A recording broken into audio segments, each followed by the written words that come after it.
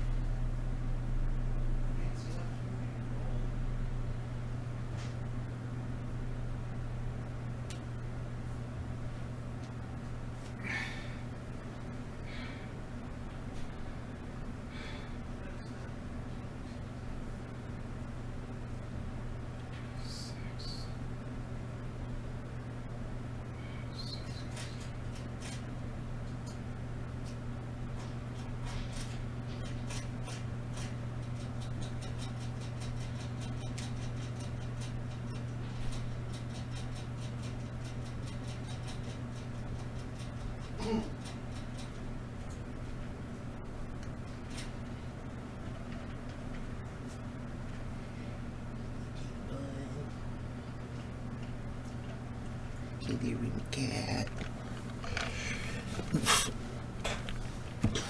Oh yeah, tablet, right. Important.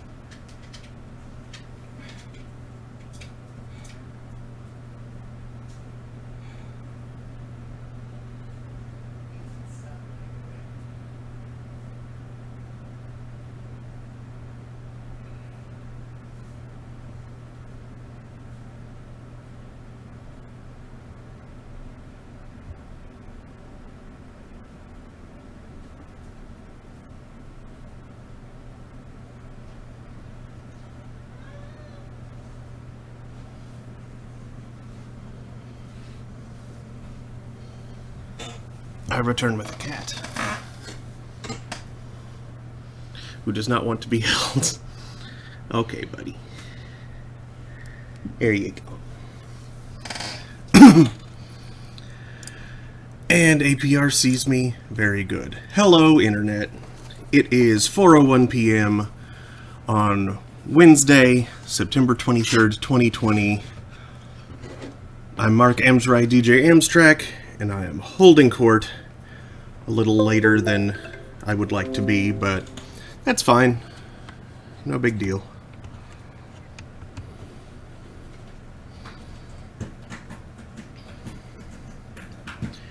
That's Daniel. He's working, or rather on break and stretching, I think. Oh.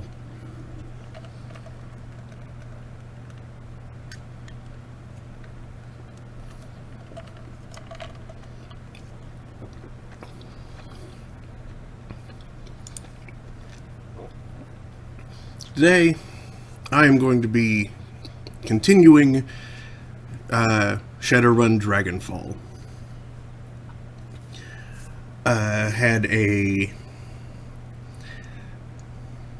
Well, the game throws you right into the thick of it. Bad stuff happens pretty immediately. And uncovers a strange, confusing web of stuff that the player and his comrades now need to suss out. So we are taking the very first steps there.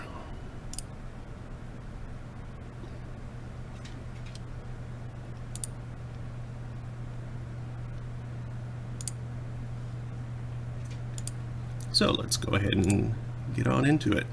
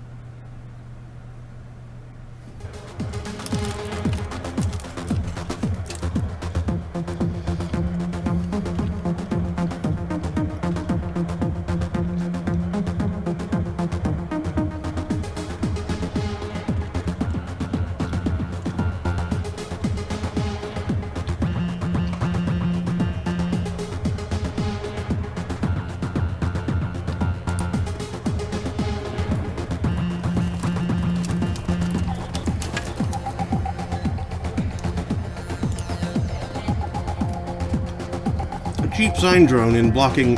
a cheap sign done in block lettering. Something, something.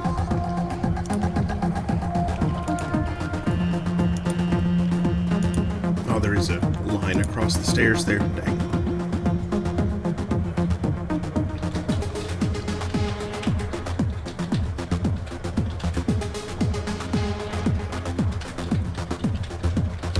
Oh, okay. I see what's... Zoomed out, I could not tell what this model was at all. Like, at first I suspected it was what it clearly is now that I'm zoomed all the way in. But then it started to look like conjoined twins.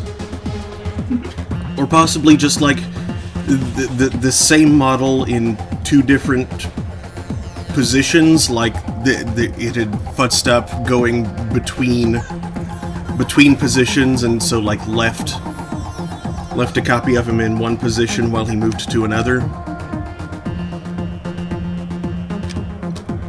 But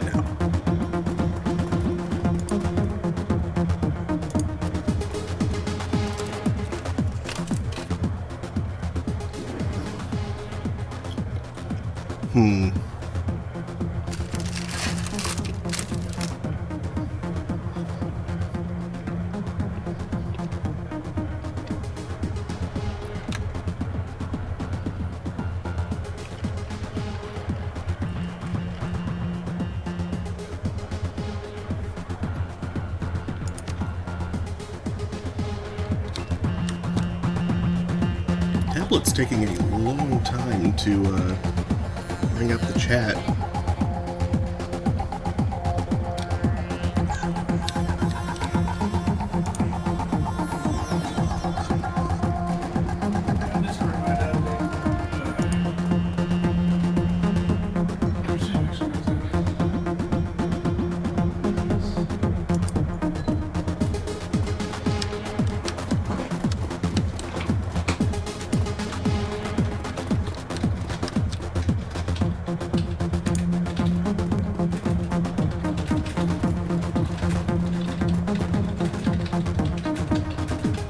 An expensive bottle of scotch. From the color, you'd guess that the contents are at least 50% water.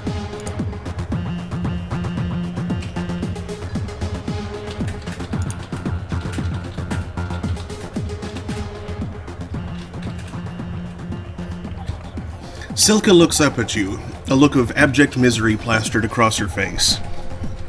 Leave me alone, okay? I've got problems to deal with.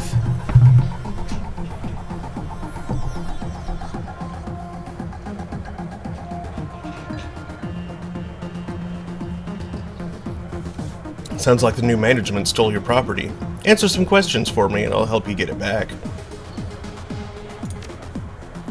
Really? That'd be incredible. Her lips struggle upward into a facsimile of a smile. I really need that money, and I left some things in there too. You know, personal stuff. I can be very discreet.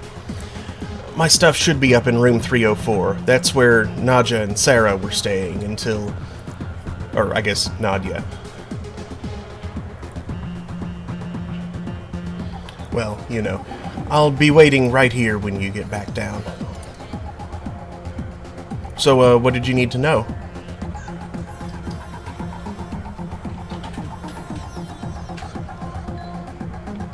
I need to get up to the hotel. Any idea who I'd talk to about that? You can talk to Frank. He's the floor manager. He'd have an elevator key. He's over there on the VIP balcony. See the greasy jackass in the oversized suit? The one drooling all over that table dancer? That's Frank.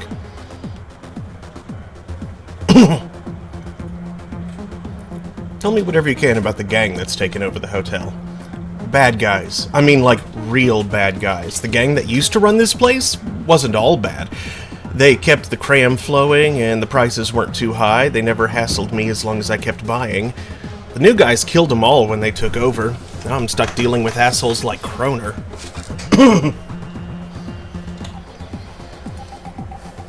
The floor manager, Frank, had a thing for my girl Sarah. He was always coming on to her, no matter how many times she told him no. I haven't seen her since the takeover, but he won't stop asking me about her. The guy's a real creep. That's all I can think of. I steer clear of the new guys when I can. She steals a glance over her shoulder at Kroner, a scowl on her face. I shouldn't have to tell you why. I've heard of a guy named Green Winters. No, I don't think... Oh, wait, yeah! I bumped into him here a few days ago. I remember because his name sounds kind of like a chewing gum. Sounds like a kind of chewing gum. I don't think I remember seeing him leave, so he's probably holed up in his room.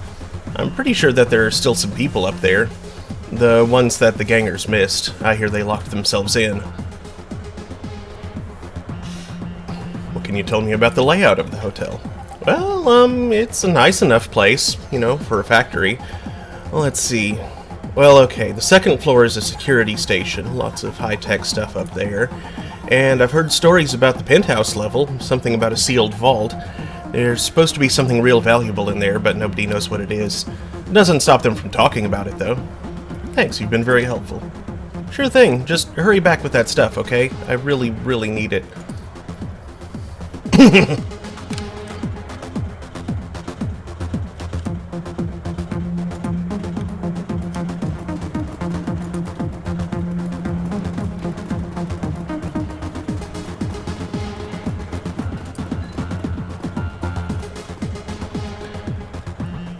Pinned to the floor manager's "too expensive for this neighborhood" and "too baggy to be his suit" is a name tag. Frank.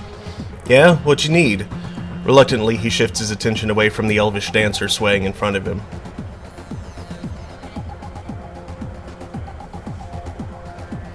Looking for a guy. Calls himself Green Winters. Know him? His face screws up with a look of disgust. Yep, sad old bastard with a data jack that oozes something nasty. Wears cheap glasses and drinks like a fish. What about him? Heard that he might be staying upstairs. He eyes you suspiciously. If I see him, I'll let you know you're looking for him. I need to get into the hotel. Hotel's closed. We're, fumigating up there. You know, for bugs. We're in Dragonfall. You think I care about a few bugs? I need a room. Look, buddy, closed is closed, and that's what we are. He licks his lips and turns his attention back to the dancer. She maintains her 1,000-meter stare over his head.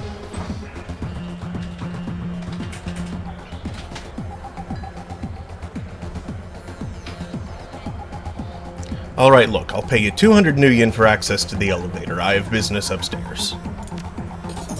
Frank eyes the cred stick in your hand and then glances back at the dancing girl. Slowly, he reaches over and palms it. Alright, you can go up. The elevator's open. Make it quick before I change my mind. Bribery! Solve all the problems.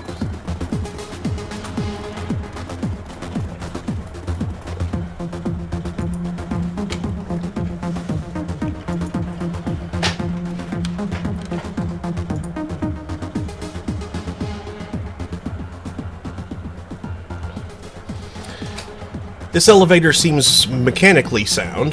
That's about all it has going for it. Candy wrappers and used syringes litter the floor, and the handrails are inexplicably sticky. It would appear that cleanliness isn't a high priority for the hotel staff.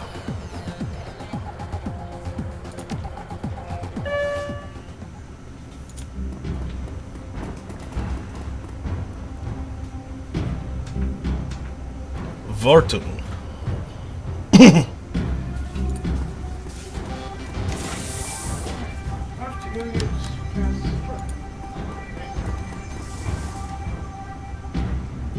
Personal terminal. Pernal Percival. I don't know.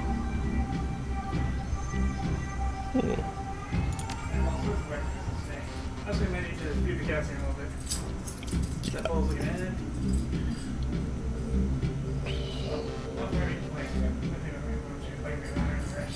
end. Well, I mean, when I went in there, she started eating, so...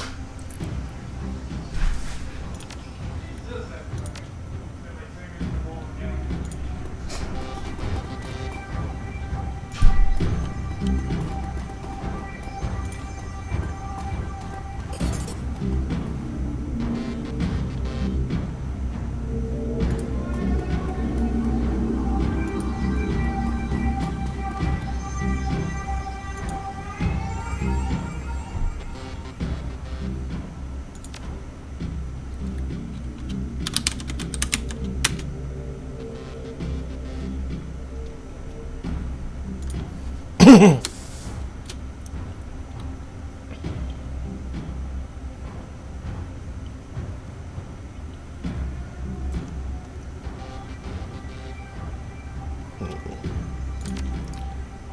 I don't know what the password would be.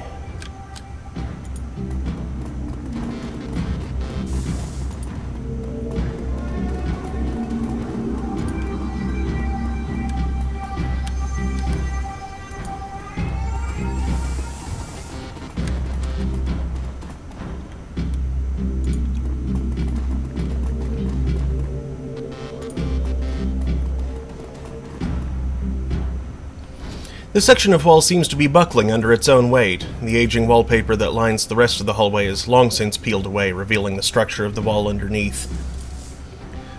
While the underlying structure is reinforced with steel support struts, you can see signs of rust and metal fatigue everywhere. The entire wall looks like it could give way if enough force were applied. You slam into the wall and it gives way with a crunch.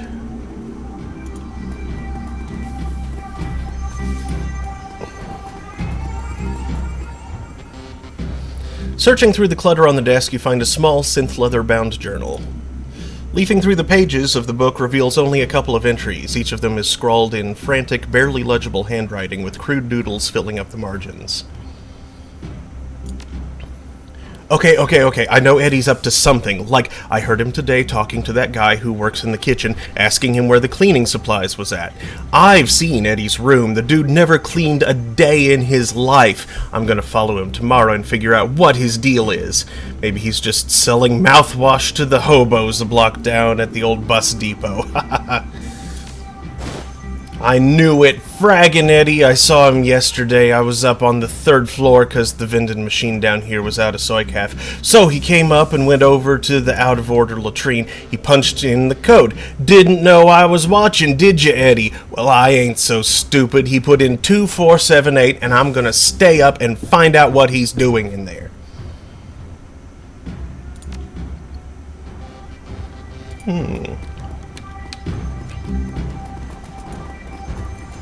2478, you say?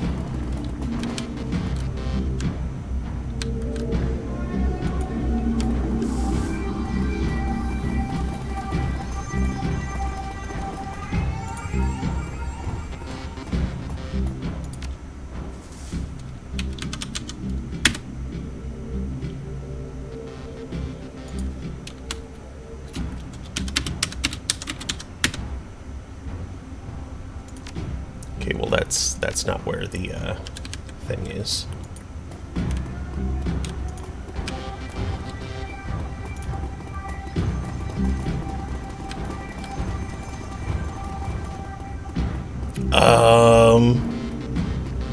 Skewed Ghost 2?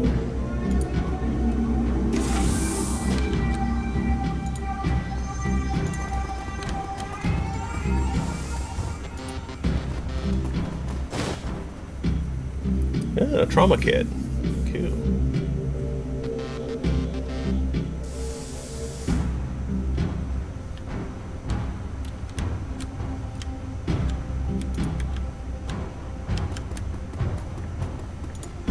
Oh wait, sure, they said the latrine. That'd be this room.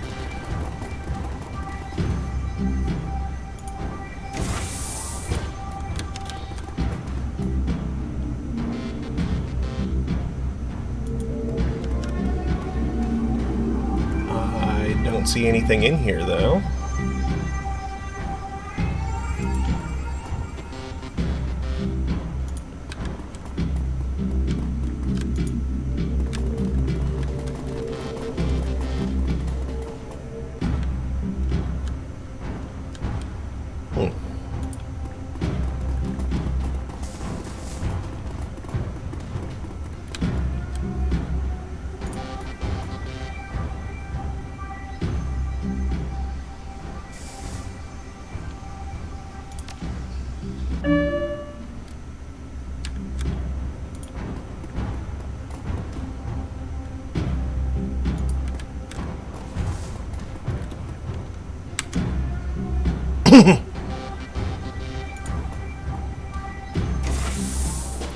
Oops. Well, that's why I saved. Oh. Well, this seems like a thing that I can help with.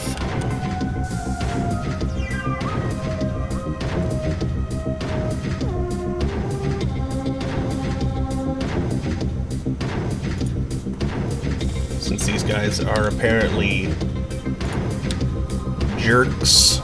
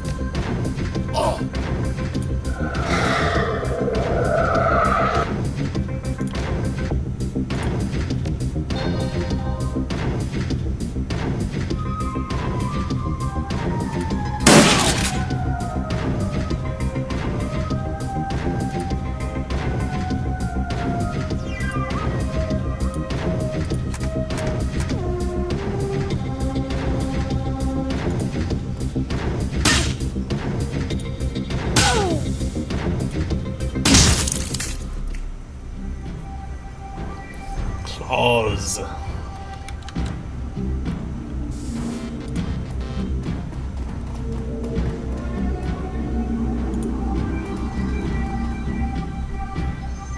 Here we go.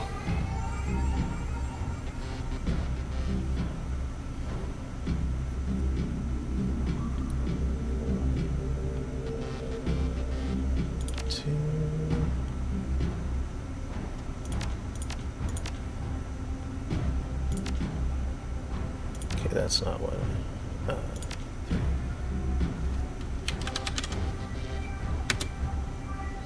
What? Really?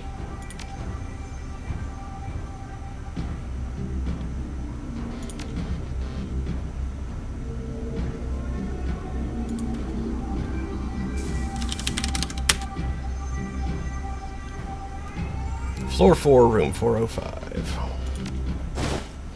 Guy in the master suite on 4 asked for his room code to be changed again. Paranoid son of a bitch. Anyway, dude's been renting one of our biggest rooms for months, so I guess I shouldn't complain too much. New code is 1989.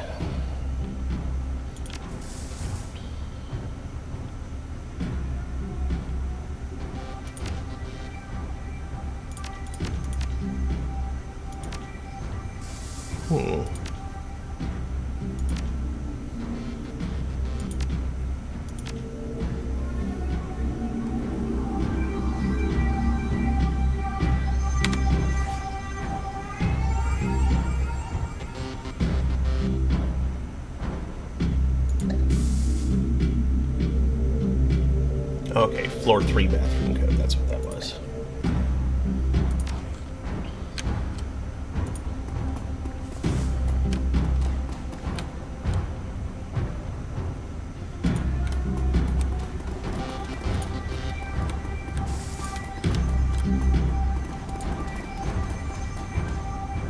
What have we here? Maintenance key fob. Nice.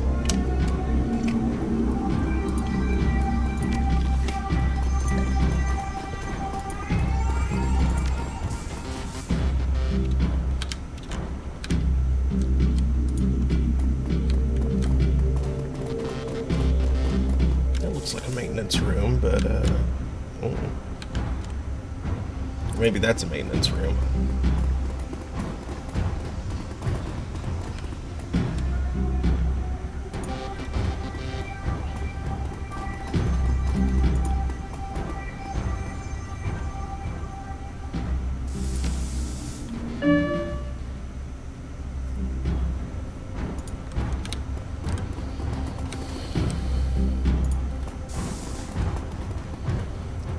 Do not open.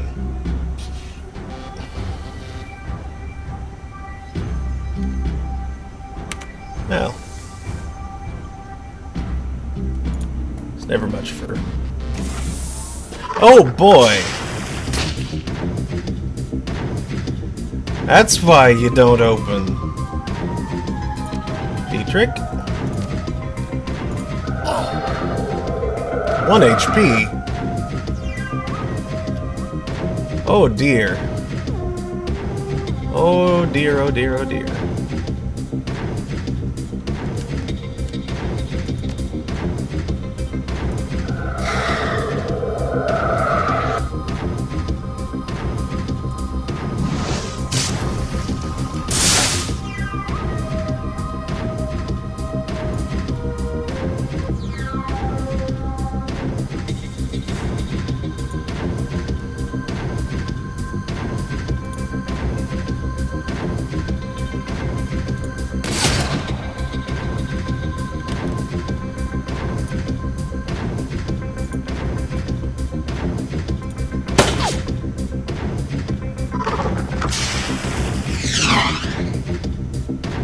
Oh, and it's explosive.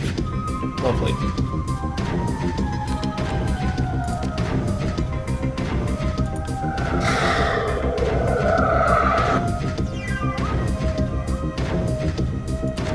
Can I double haster? I can. Yes.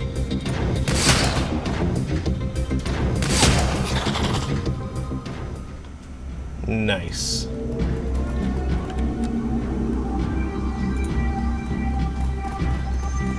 There's a note on the door. His food is in the crisper drawer. See you next week, Steven.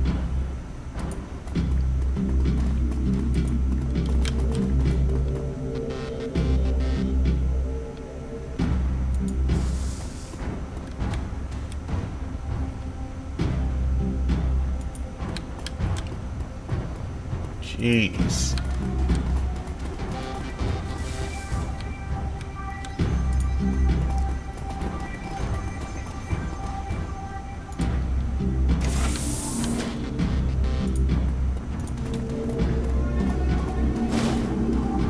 Cram.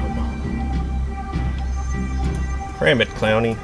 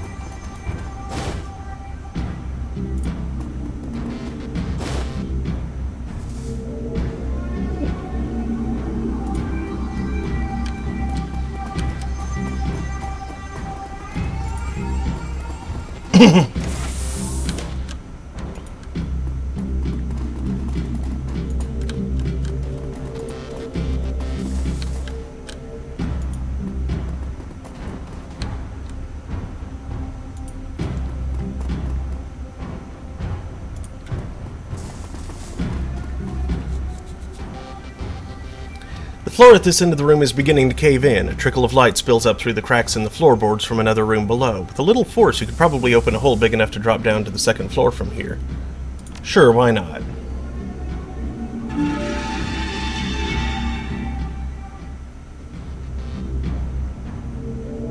Frightened man? Please don't hurt me, I'm just a line cook.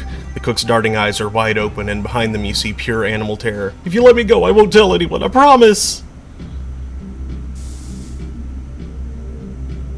Why are you locked in the kitchen? Wait, you're not with those guys out there? Well, I just thought... Take your time, I'm not going to hurt you. I thought you were one of them! You know, the gangers that took over and shot up the place. I work... That is to say, I worked for the previous owners. When the shooting started, I shut myself in here. They, whoever they are, haven't figured out how to override my keys yet. It's been a day and a half. I don't know how much longer I can stay in here. Tell me anything you can about this place. Okay, I think there's some sort of chop shop up in room 401, like low-level street dock stuff. I had to deliver room service there one day when we were short-staffed. What I saw when they opened the door scared the dreck out of me. People hooked up to tubes and stuff. The door code was 5870 if you want to take a look. There's the stiff by the sink. That's the head chef, Felix. He took a hit to the chest when they raided this floor. I thought I could stop the bleeding, but, I couldn't.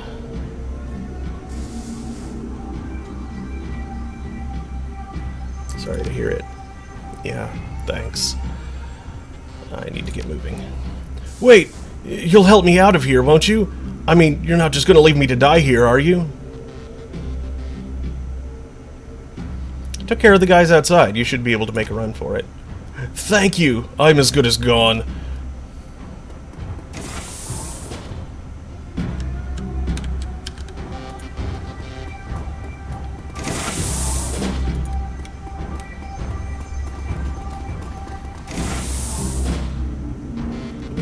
Interesting. Not in there.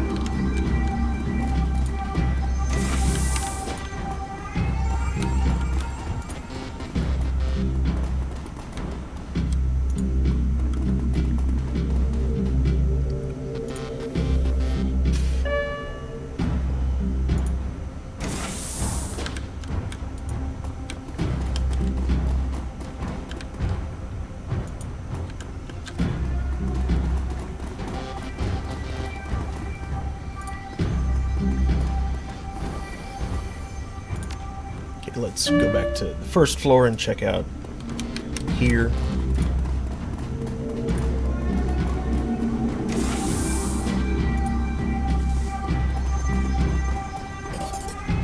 Yeah, 48 new yen, that's something.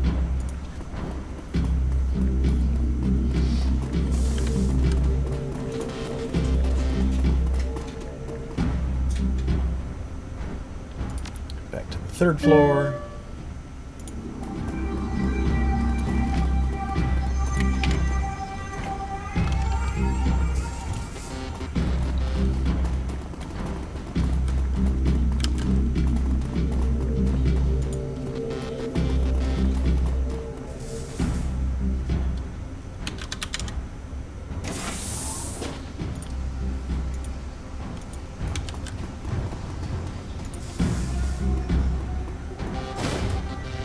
Jazz.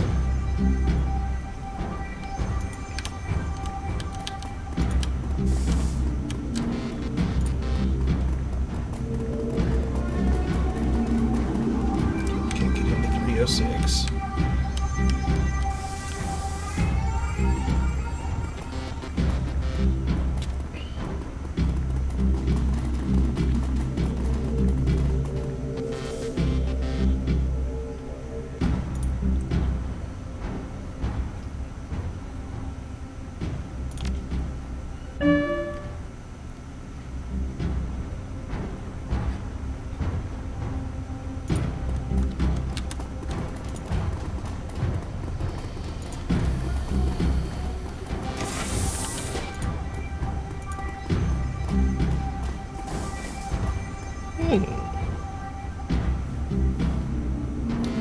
Send it to my stash. Actually, wait.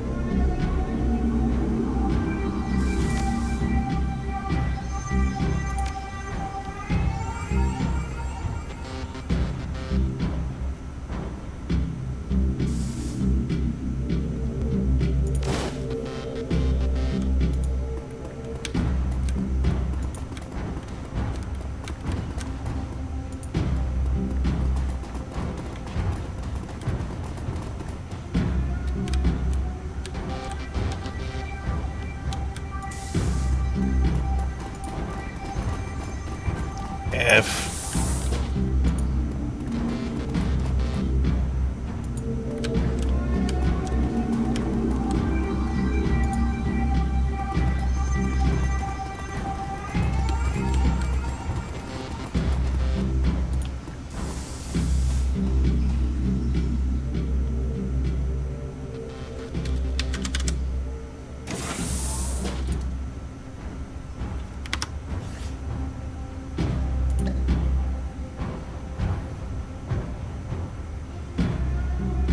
Room 401. 5870. This is story stuff. I'm going to come back this way first.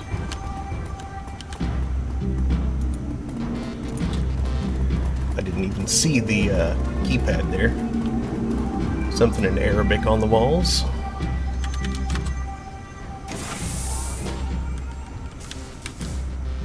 Door unlocks.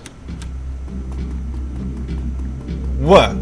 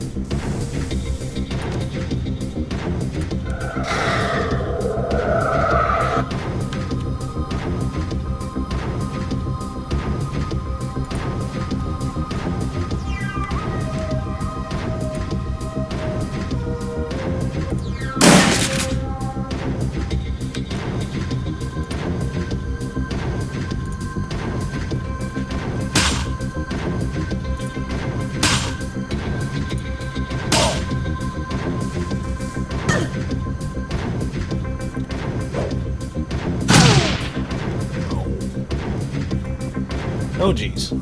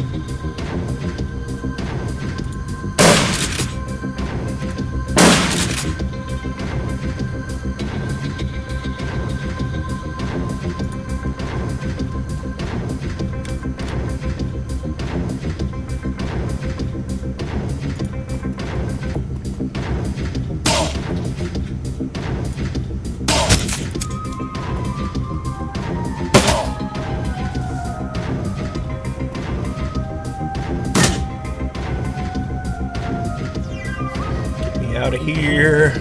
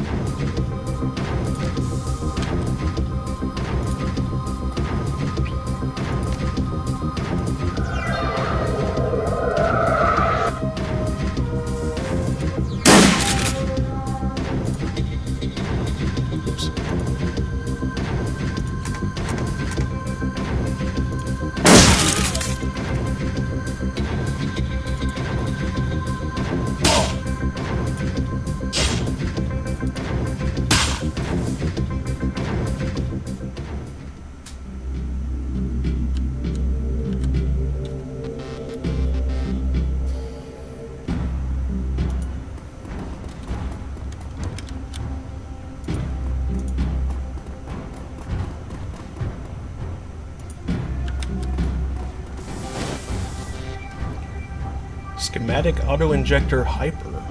Huh. Advanced med kit.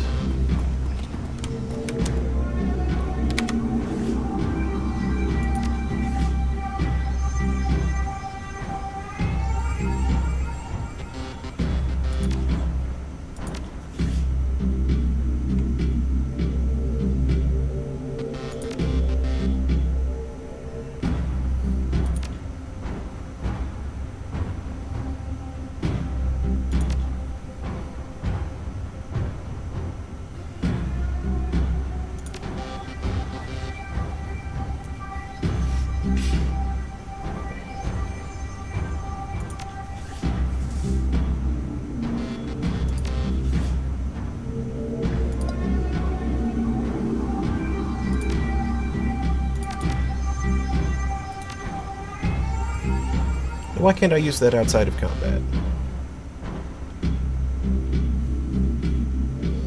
I guess maybe you automatically heal whatever the last hit was. Actually, how is Iger doing?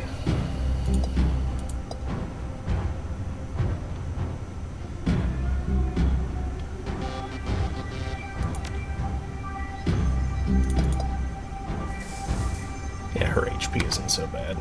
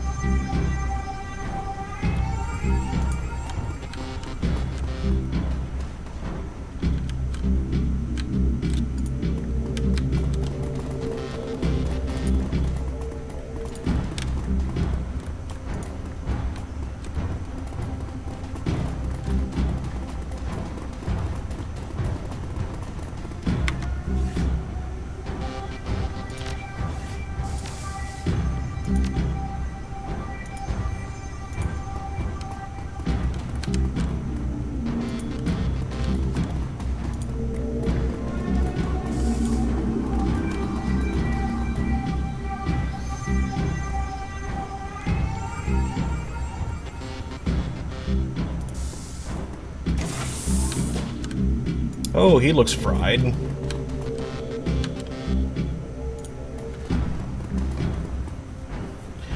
The scene is eerily familiar. The dead man is still jacked into his smoldering computer, his face contorted into a mask of pain. Blue smoke spills from his data jack, like Monica. And there's something else. The man's outline is wrong. It takes a moment for the realization to sink in. His back is bent at an impossible angle. Jesus.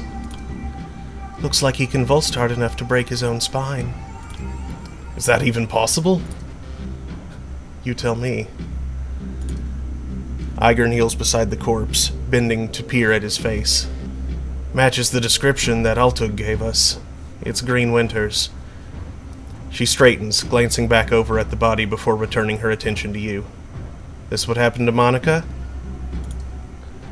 I suspect that it would have. We jacked her out in time to prevent it.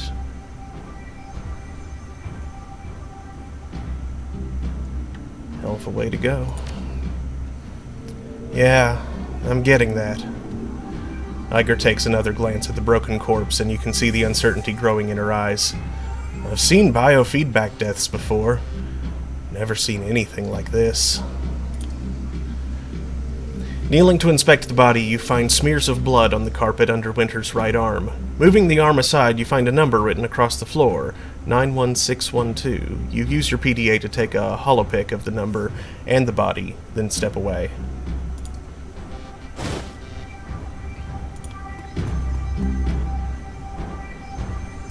Hanging on the wall is a large, gaudily framed painting, an unimaginative still life of some kitchen objects sitting on a table.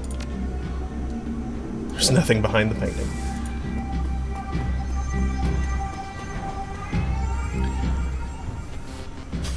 Hanging on the wall is a large, gaudily framed painting, an impressionist landscape inexpertly rendered in splotches of cheap acrylic.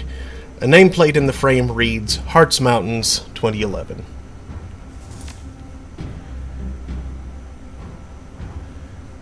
Yeah.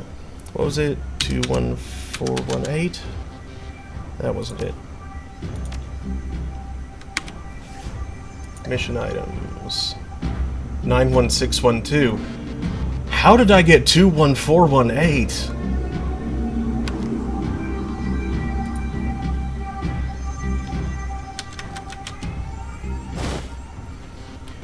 Inside the safe, you find a bundle of old, well-worn media discs. The words, Watch Me, have been hastily written on the back of the topmost disc. Inspect. The disc labeled Watch Me looks almost new. The others are clearly much older, and many of them are badly scratched. The last two discs in the bundle are stuck together, and when you try to pry them apart, the readable surface of the bottom disc peels away. Take the discs. A nearby vidphone begins to ring.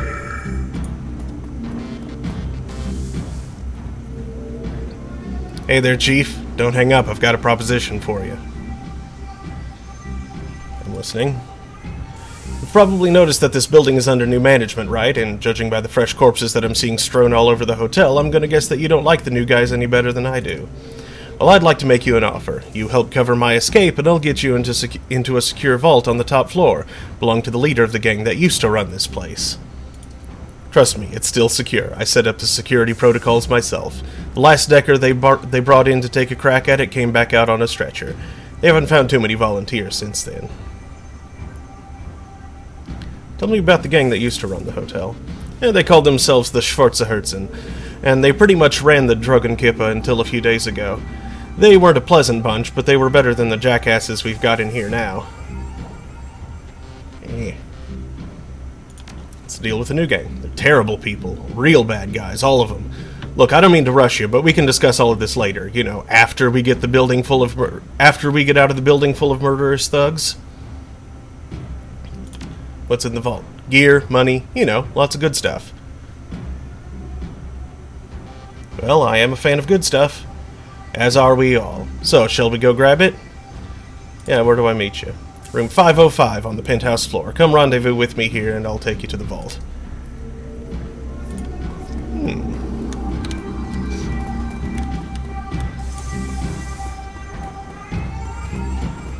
Bitch. That door was locked, wasn't it? Yeah.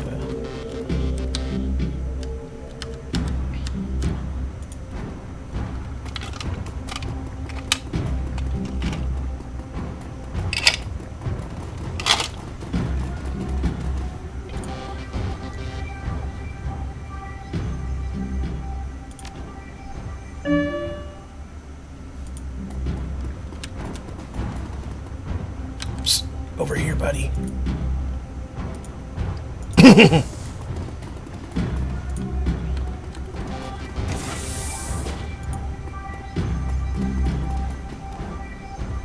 Knew you'd come. I've always been a good judge of character. Since we're meeting in person, I'll formally introduce myself. Blitz, Decker Extraordinaire, at your service. VL. The vault is just around the corner. Once we get there, I can unlock it with a few clicks on the keypad. I built myself a back door when I wrote the security system. Never hurts to be careful. Sounds good, let's go.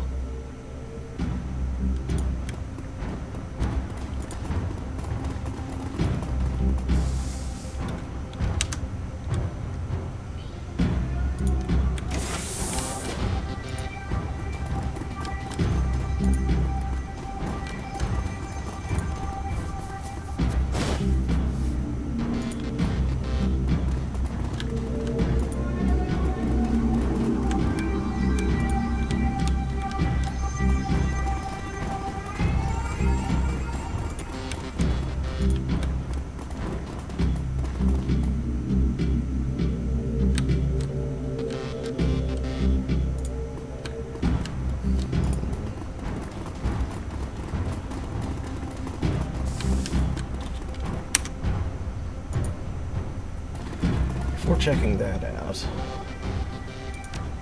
No, not... Oh, wait, yes, first floor. That's right. Ground floor, first floor.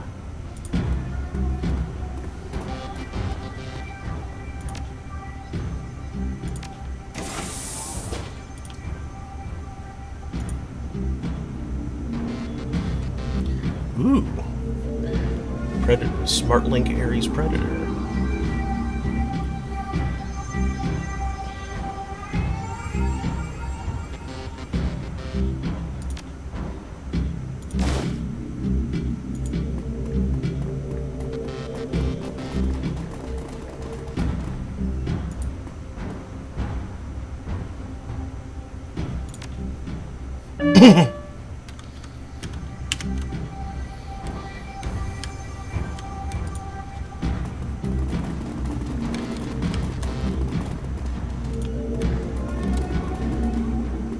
Oop.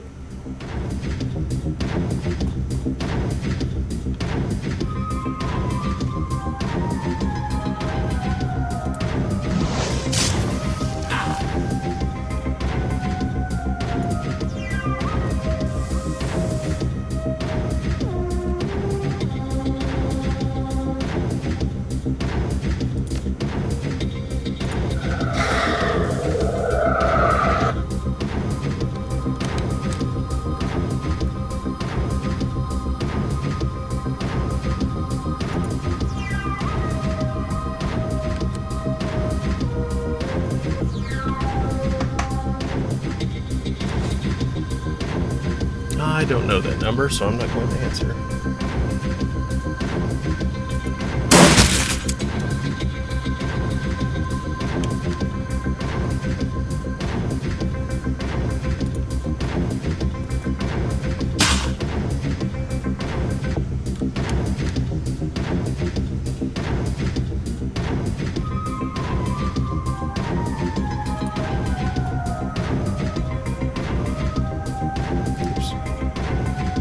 That didn't work.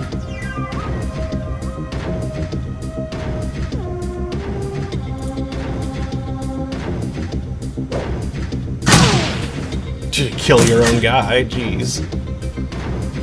Good job.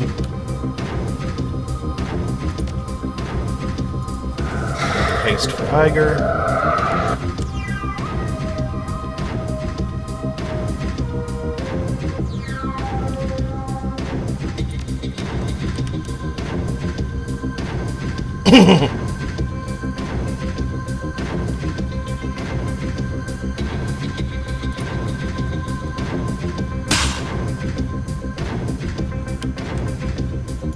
Trick move up.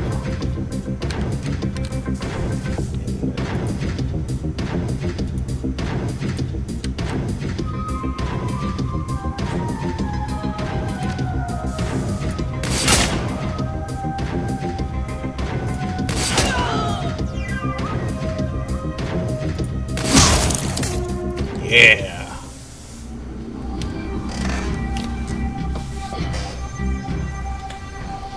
Haste the sniper. That's how you do.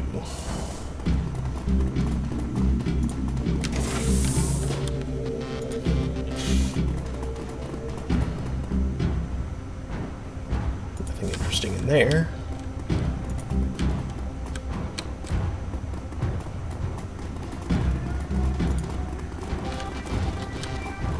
That door is just painted on, apparently.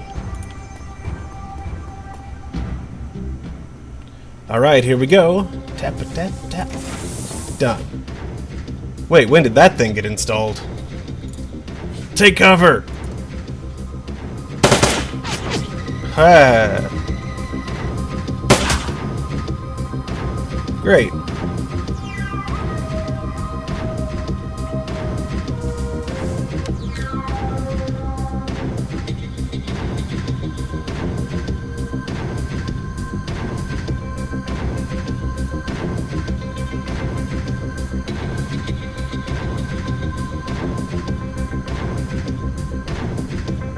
So yeah, cover first.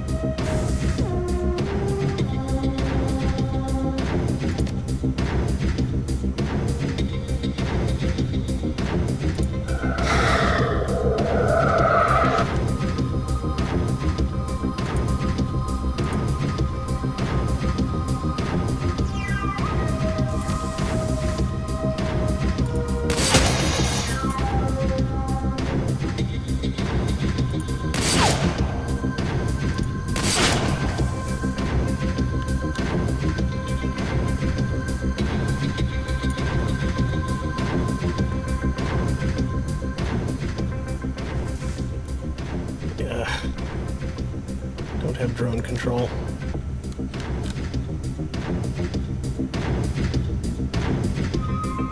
Okay, we'll move around. Ah, hell. Destroy!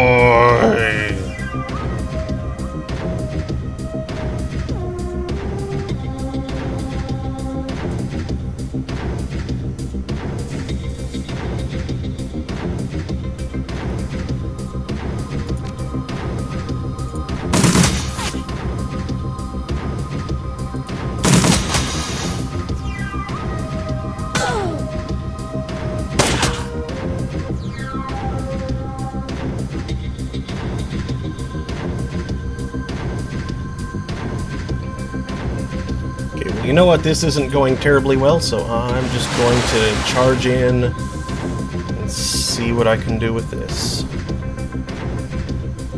Yeah.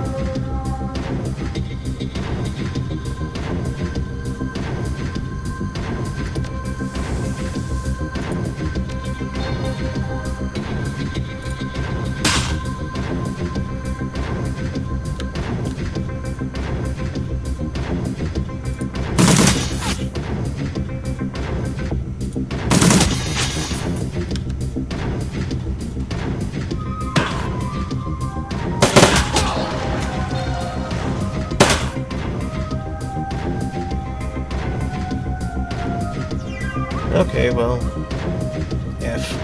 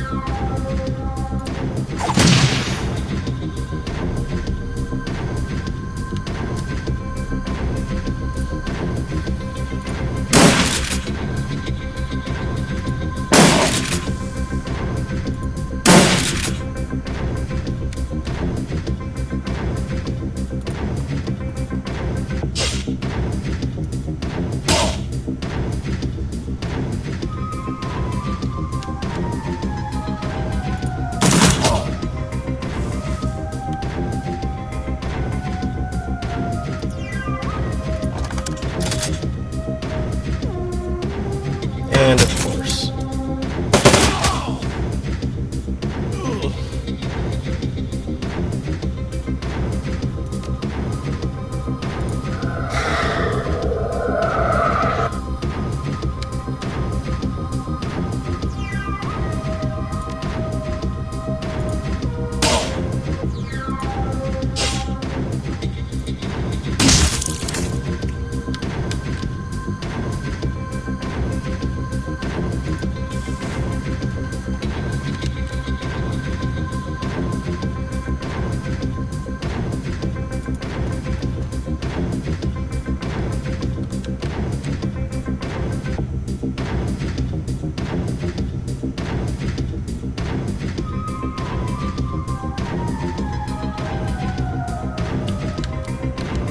But this one doesn't have a face!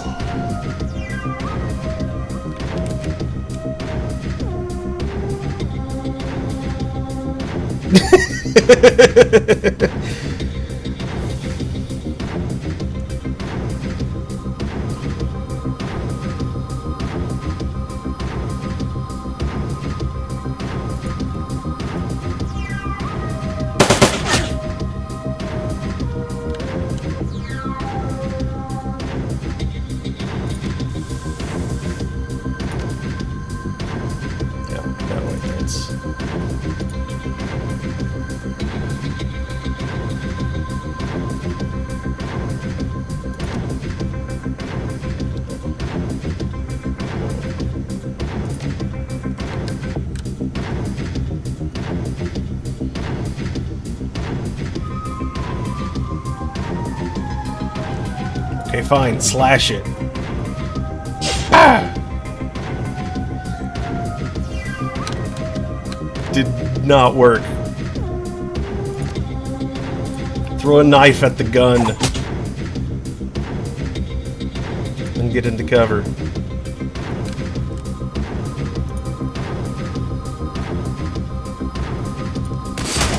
Ah!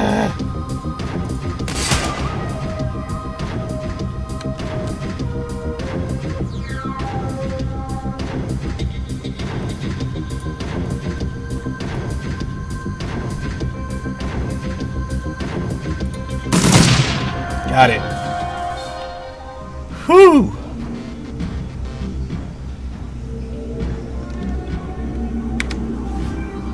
Rough.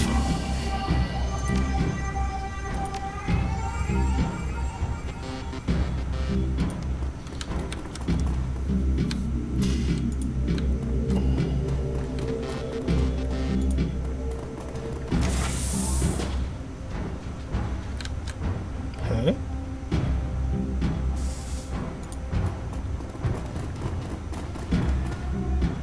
The drone appears to be broken. All it can seem to do is hover in place. Sure, I'll take the drone. Just stick it in my pocket. Whatever. Bliss.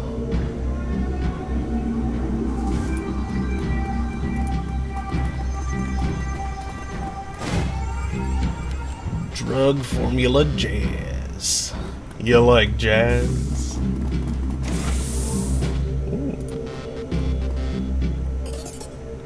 1404.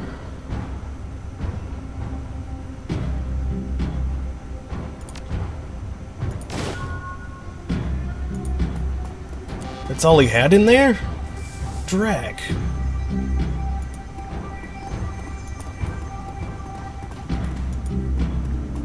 Oh wait, I thought there was a thing that I could investigate somewhere around here. I guess not.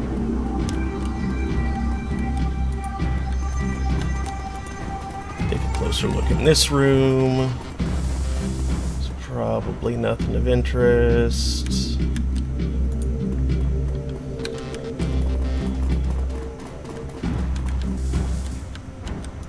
Okay. Well, hopefully I don't encounter too much resistance on my way out. And then I can get home and get healed.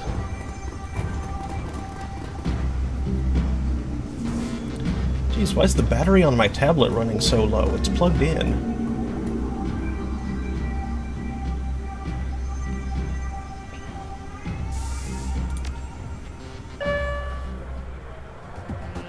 Oh, wait.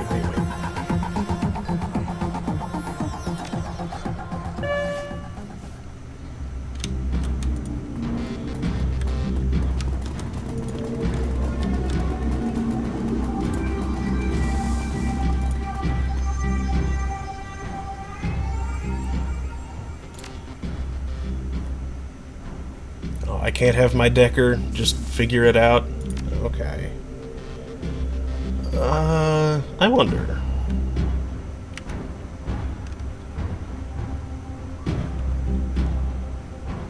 What is this thing? Hotel Administration Terminal.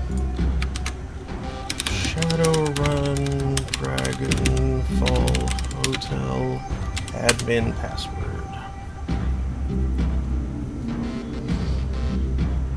Are you kidding me? Why didn't I just think of that? Like, that's something I should have just tried.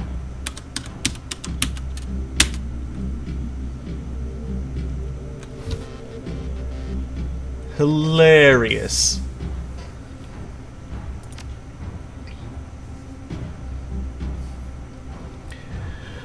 Findler Man, Sheila Sunrise, Vandal, Silke Schroeder, Sarah Neumann, Nadia Bauer, Hatchet Man, Green Winters, Fast Jack.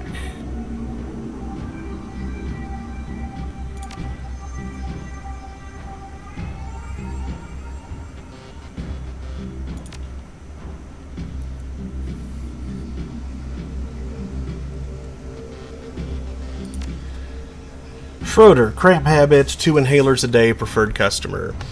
Neumann, bliss habit, 1 pack a day. Note to sales team, keep the pressure up, shows signs of becoming a preferred customer. Bauer, recreational multi-drug user, preferred customer. Indeed. Some people just don't take security seriously.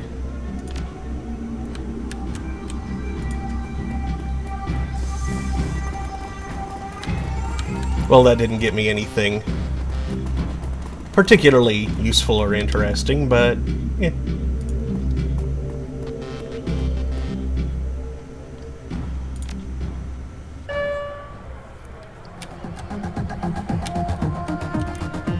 Hey, Silka.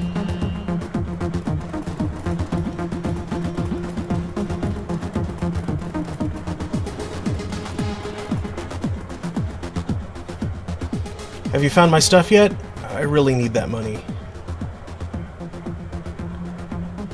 Yeah, I'm not going to try and squeeze money out of her. Here you go. Really? You actually went up there and got my things? She stares at the items in her hands incredulously. And you didn't just walk off with them? Wow, thank you. When you said that you were going up there, I didn't think... I just... Thank you.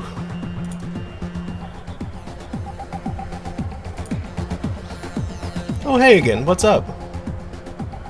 Cram habit is a rough thing to shake. I know a place that can help you get clean if you're interested. Who, said that I wanted to shake anything? Look around you. Like what you see? Of course you don't. My life is better on cram. Why would I ever want to stop?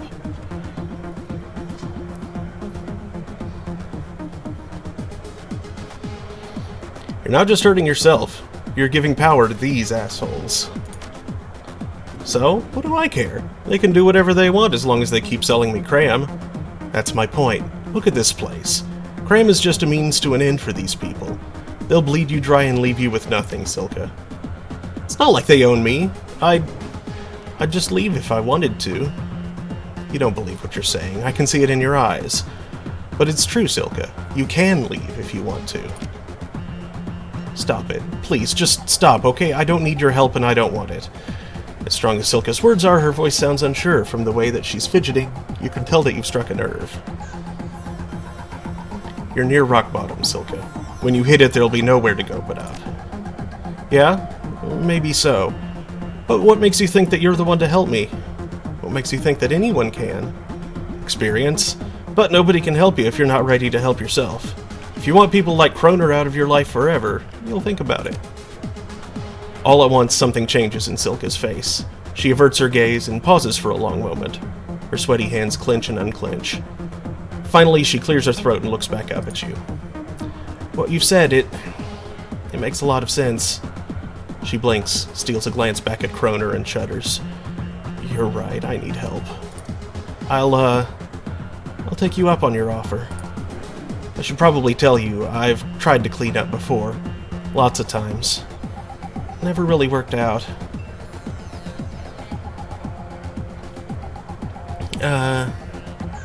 Take the tube to Kreutzberg, to the Keats they call the Kreutz Bazaar. Look for a man named Samuel Beckenbauer. He can help you. She nods eagerly, her eyes full of gratitude. I'll do that. I will. Thank you. It's about time I left this place behind. If I never see another Kroner again, it'll be too soon for me. Glad I could help.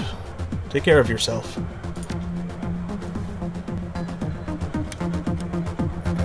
Nose. Alright,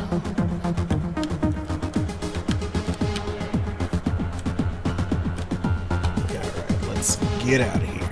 Ski-daddle.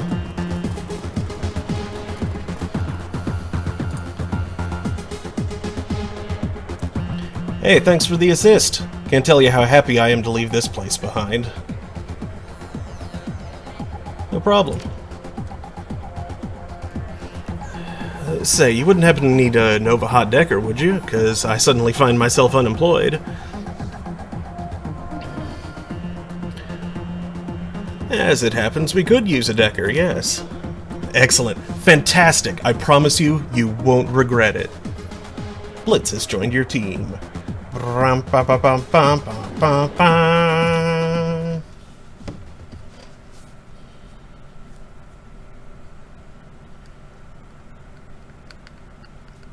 Your team makes its way back to the nearest U-Bahn station. 20 minutes later, you're on a return trip to the Kreuzbazaar, leaving the filth of Drogenkippe far behind. But the image of Green Winter's twisted corpse continues to linger in your mind. You lift one of the discs that you pulled from Winter's safe to the light. Reflections dance off of its surface. With luck, you'll soon have the answers that you've been looking for.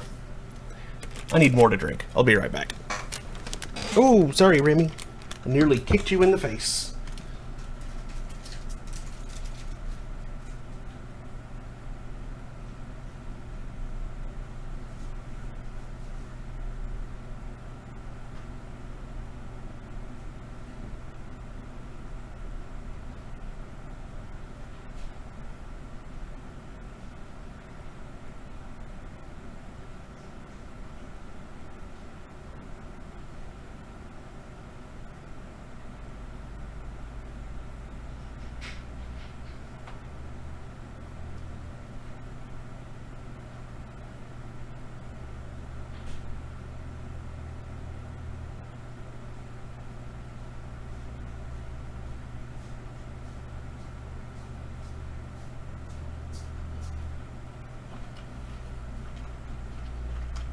Remy.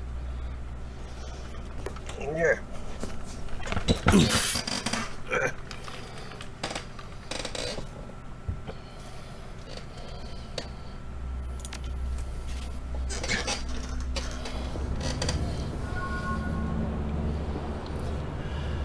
As you lead your team through the shadows, your companions will continue to develop and learn new combat skills. Clicking the icon in the lower right-hand corner of the screen will open the Crew Advancement menu. When this icon is highlighted, one or more of your companions is eligible to learn a new combat skill. At each advancement level, you may choose one of 2 possible combat skills for each of your runners. Choose wisely. Oh, and I have 13 karma to spend.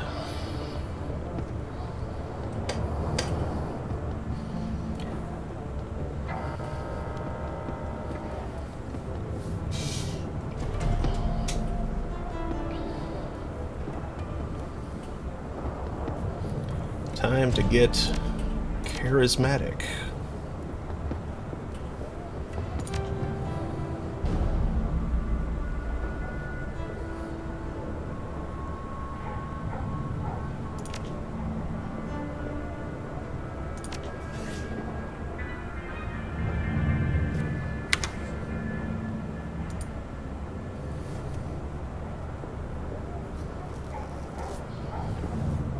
All right.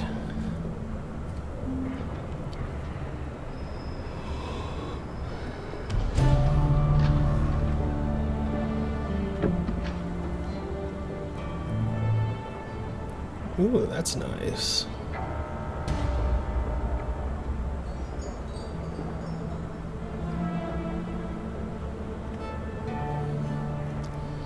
I mean, as much as I like sniping, imbalancing targets is really helpful.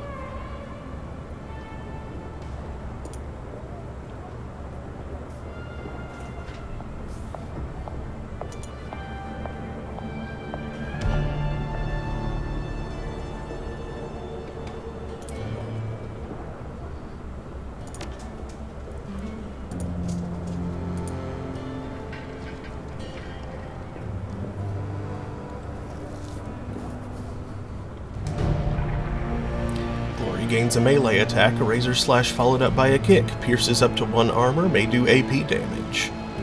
I like that.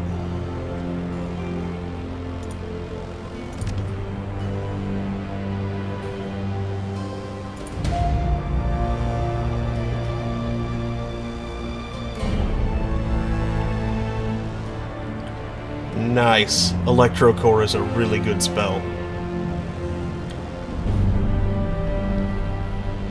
And like his throwing knives seem more like a thing for him to do when there's nothing else for him to do, sort of thing. So yes, augment Electrocore.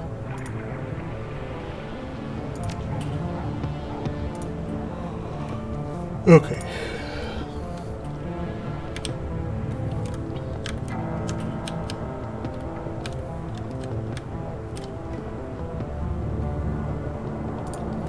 Hey, Sam. Hello again, mein Freund. What can I do for you? How is Silka doing? Yes, she mentioned that you had sent her. I don't know what you told her, VL, but whatever you said, it worked. Silka's determination is truly inspiring. A cram habit is a difficult thing to beat, but I don't doubt that she will make it.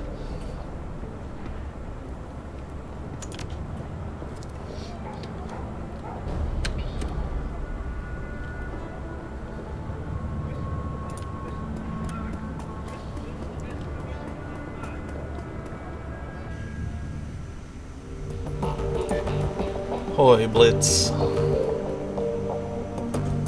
Blitz looks up at your approach. The table beside him is littered with cigarette butts and a data jack. Cable dangles from a portable terminal set up by his side. Hey, Chief, you need something? Just checking in. You doing alright? Great, Chief. I'm doing just great. It's real nice to be able to wind down and relax for a change. No more worrying about this ganger or that ganger sneaking behind me and slipping a knife between my ribs. It's a good change, Chief.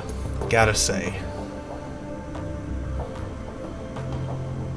Glad to hear it. We're happy to have you on the team. Of course you are. What's not to be happy about? Now that you're all settled in, I've got some questions for you.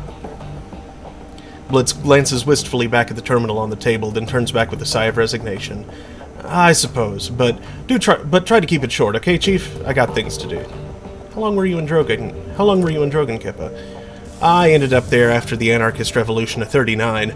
I was just a kid back then, too young to realize how good I was, how much money I could have made work in the shadows. He shakes his head, a wistful expression on his face. And so, being young and dumb, I fell in with the gang crowd, and that was that.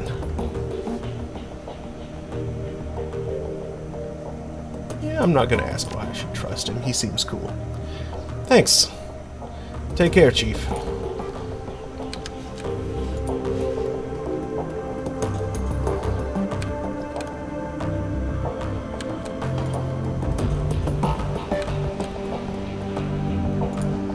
Dante. You look down to see a pair of bright eyes set into a scruffy face looking back up at you. Dante, Monica's old dog.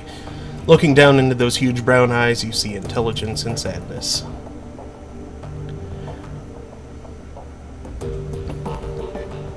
On some instinctive level, he must know that his master is gone. Dante lets out a small whine, then rubs his head against your leg. Woof! Hey, Dietrich. Hey, boss. Hey, boss. What can I do for you? How are you holding up? You seem to take Monica's death harder than the others did. Nah, no harder. But I'm less buttoned up than the others are. Igir'll never let herself show any weakness. And Glory, well, she's too full of chrome to feel much of anything.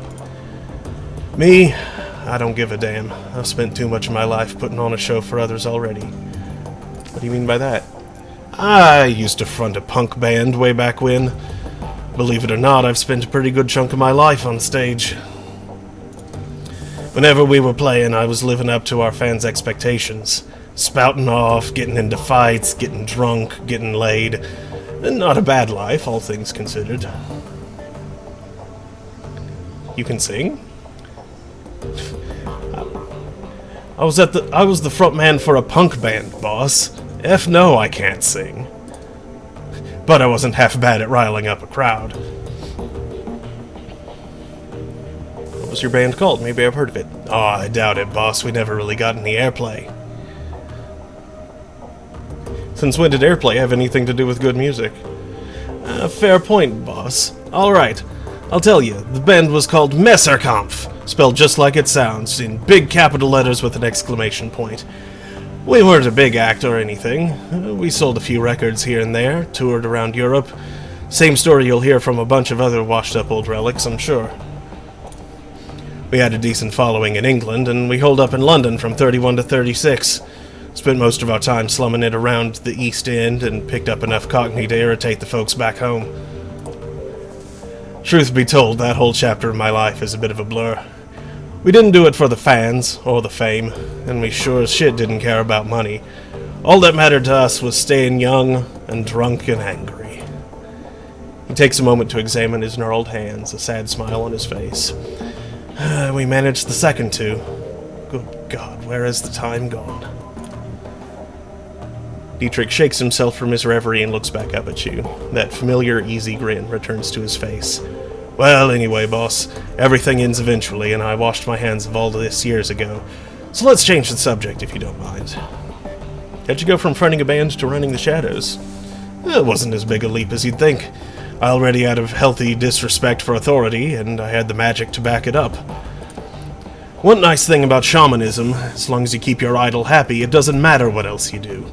The Dragon Slayer chose me to be his servant, and as long as I was scrapping with someone bigger than me, he didn't much care whether I did it on stage or in the shadows. Tell me about the Dragon Slayer. Not much to tell. He chose me when I was just a kid. I could always feel him in my heart, goading me to laugh louder, hit harder, and get rowdier than the rest. Of course, my family didn't understand, but the hell with him, I thought. I knew that I was destined for greater things. So I listened to him, and I cracked the skulls of a lot of bad people. He saw this, and was pleased, and rewarded me with magic. And I used that magic to crack bigger, thicker skulls, and so on. It's a simple life, but a good one. Any thoughts about that last run? Well, we found Winters. That's something, I guess. This whole thing has me feeling uneasy, boss. But at least we have a direction to look in. So long, Dietrich. Take it easy, boss.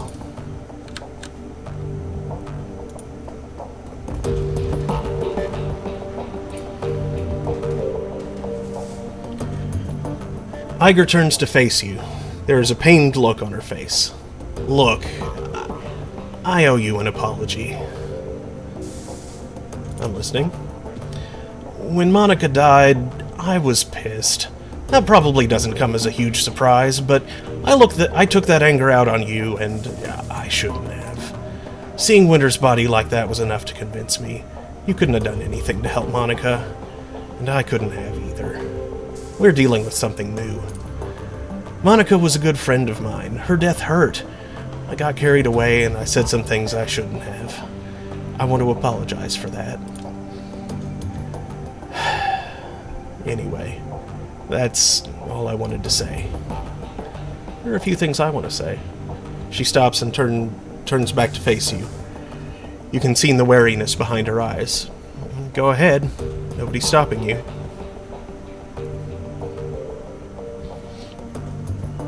You're a valued member of this team, Iger. We need you now more than ever. I'm glad that you're on my side. She raises a hand to stop you. The expression on her face has gone from cautious to annoyed. Cut the bullshit, fearless leader. I don't respond well to flattery.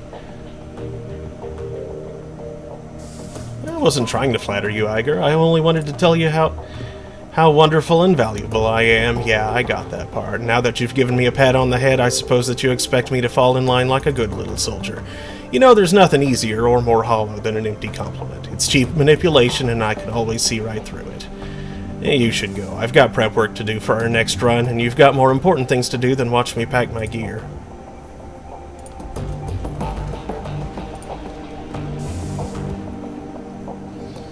Viel, need something? Everything still okay with you? You never need to worry about me, Viel. I'm fine. You can't have started running Shadows much more than 5 years ago, tops. So what's with the vintage chrome? That's not a story I'm interested in telling out of context. If you really want to get into it, we're going to need to go back. Way back. I'm not sure that you want to do that. You say that you'll give me answers when we talk about your past, so let's talk about it. Why do you care? There is no hostility in her voice. If anything, she sounds suspicious. Because I'm the leader of this team, and I need to know as much as I can about the runners who are working with me. She pauses for a moment, considering, and she nods. All right, fine. We can talk, but we're doing it on my terms. This is a long story, VL. Long and ugly and cruel. Are you sure that you want to hear this? Please. All right, I'm going to start at the beginning. Not for you, for me. I guess that it might help to say all of this out loud. I guess it might help me to say all this out loud. She takes a deep breath, then slowly releases it. When she speaks, her voice comes out in a cool monotone. My family lived in Stuttgart. It was a nice enough place, I suppose. My parents worked as wage slaves for IFMU. My mom was a good person. Once upon a time, my father was a decent person as well. That's what Mom always told me, but I never knew him that way. She pauses for a long moment. When she begins speaking again, some of the ice has fallen away from her voice. For the first time since you met her, Glory sounds alive. The dad that I knew was an old, damaged Euro war vet who turned to hardline religion to make sense of the world. In Stuttgart, that meant either the Ritter Christi or their fascist cousins, the Kreuzritters. My father chose the latter path. I still remember hiding in my room when my father had his Kreuzritter brothers over for prayer group. They would drink and get rowdy, then spend an hour or two riling themselves up with talk about heretics and the devil's work. Then they'd go find some poor elf or dwarf, stomp the living shit out of him, and drown him in the Neckar. Meanwhile, I'd be holed up at home with Mom, who would commemorate the event by drinking a bottle of wine and crying herself to sleep.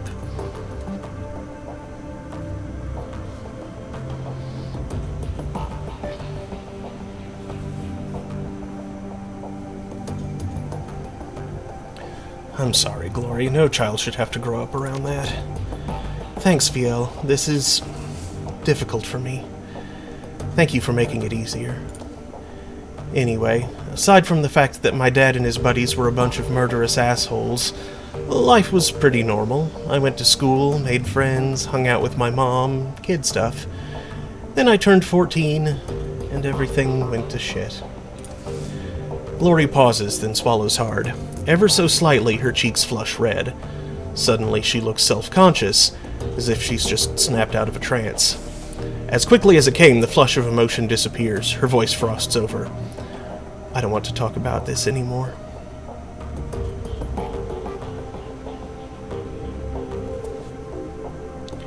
You don't need to say anything that you don't want to, but if you ever want to talk, you know where to find me.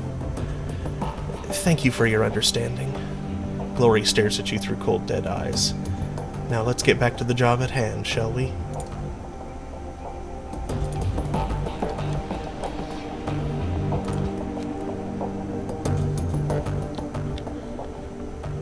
Anything new on the terminal?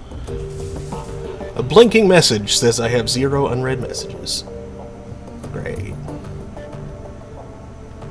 Shadowland? Claim payment for sold antiques delivery schedule. $4.95. Yeah, it's something. Post pay data? I don't have any pay data. Where to find elves? What? Is there any elf clubs or bars in the downtown area? I really want to meet one. They're just so beautiful. Maybe we can go dancing. Do elves like dancing? There's one in Torstrasse. Bring a bouquet of roses. Elves love a romantic. The elf clubs I know are members only due to creepy groupies like you. Not really appealing when a guy is only after them for the shape of their ears. Fred, client screwed me. Benno is a fraud. I broke my first rule, always get full payment up front. Left me hanging for 50% of the cash after I completed the job. I'm sure he'll have changed his name by the time this posting goes up. Male elf, brown hair, gold eyes, look to be in his mid-30s. Be careful who you work for out there. Never thought I'd see you admit to a mistake on here. Thanks for the heads up. I'll keep my eyes open. We'll forward any info I come across if you're still looking to collect from the guy. Sent you some surveillance footage. Is this your man? Sure is. Nice one. I'll split the take with you if this lead pans out. Good to find there's still some honor among runners. Hey, Blitz is taking part there. I like that. Jobs directory.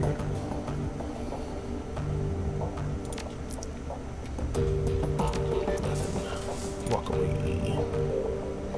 Turn 360 degrees and walk away. Okay, Paul. Amsel's expression is harder than you've seen it before. When he speaks, his voice is grim. Iger has told me of Greenwinter's death. She said that he died in the same manner that Monica did. It wasn't a pretty sight. I know that you and Iger have had your differences. I will tell you that she was badly shaken by the sight of Winter's body. She also mentioned that you found something in Winter's safe, a package full of very old discs. May I see them? Of course. Good God. Gingerly, Amsel lifts the disc from the bundle and holds it up to the light. Slowly, he begins to turn it in his hand, causing rainbow patterns to shimmer across its surface. I haven't seen one of these since I was a boy. This is a DVD-RW, a data storage medium from the mid-2000s. I'm amazed that Winters was able to find a device that could play it. Do you know how we can read these things? He puts down the DVD in his hands and quickly inspects the others. The first disc that I looked at might be readable. The others are damaged, some severely so. I have my doubts about them. For now, let's concentrate on the undamaged disc. There is a little shop outside, the Data Haven. Talk to the proprietor, Malit Hoyle. Malit Holye. She might be able to help out. Tell her to put the cost of the device on my account. I'm on it.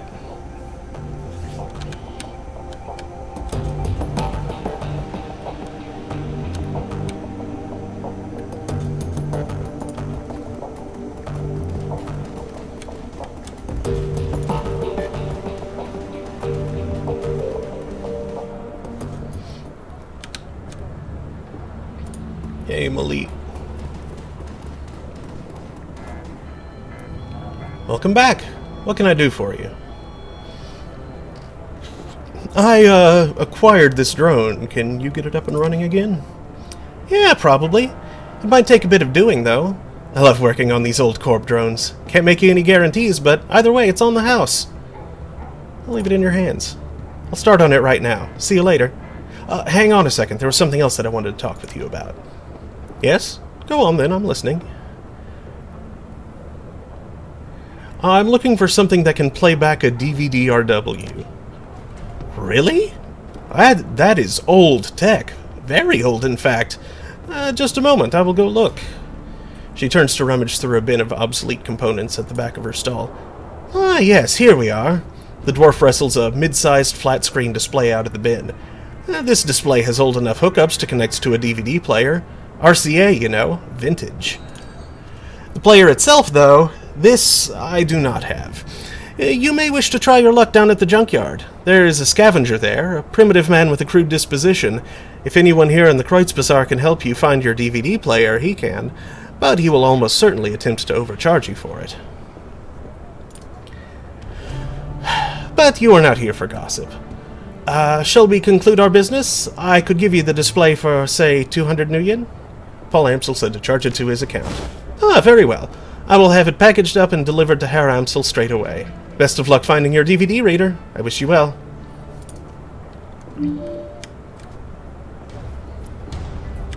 Oh, my nose. Kami.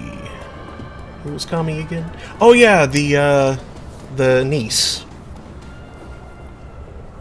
Hey there. Remember me from the cafe? Name's Kami. Are you looking for something? Or Cammy, maybe. Probably Cammy.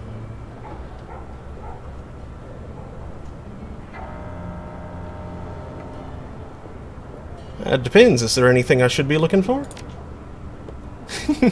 Volunteering information? That's bad for business. Unless Altug wants me to tell you something, but that's rare. I'm just his ears and hands outside of the cafe. He's got enough of a voice all by himself. He doesn't seem to be afraid to use it either. Not in the slightest. Since you've just moved here, I have some advice. If you haven't guessed already, he's got fingers in a lot of pies. I've seen what happens when he doesn't approve of someone or something. Pissing him off can't be worth it. And at the very least, you won't be able to get good coffee in this town again. So what's the story between you and Altug? She grins and winks lasciviously at you. Oh, surely you've guessed. Isn't he a little old for you? Oh, goodness, no. Listen, it's not like that. I'll tell you all about it sometime, but there's no need to worry about the nature of our relationship. Purely business, I assure you. I'll tell you about it sometime. Right now, though, I have some errands to run. Come over sometime and we can chat over hookah or something, yeah? She lazily tips an invisible hat at you before turning her focus to a comm at her wrist.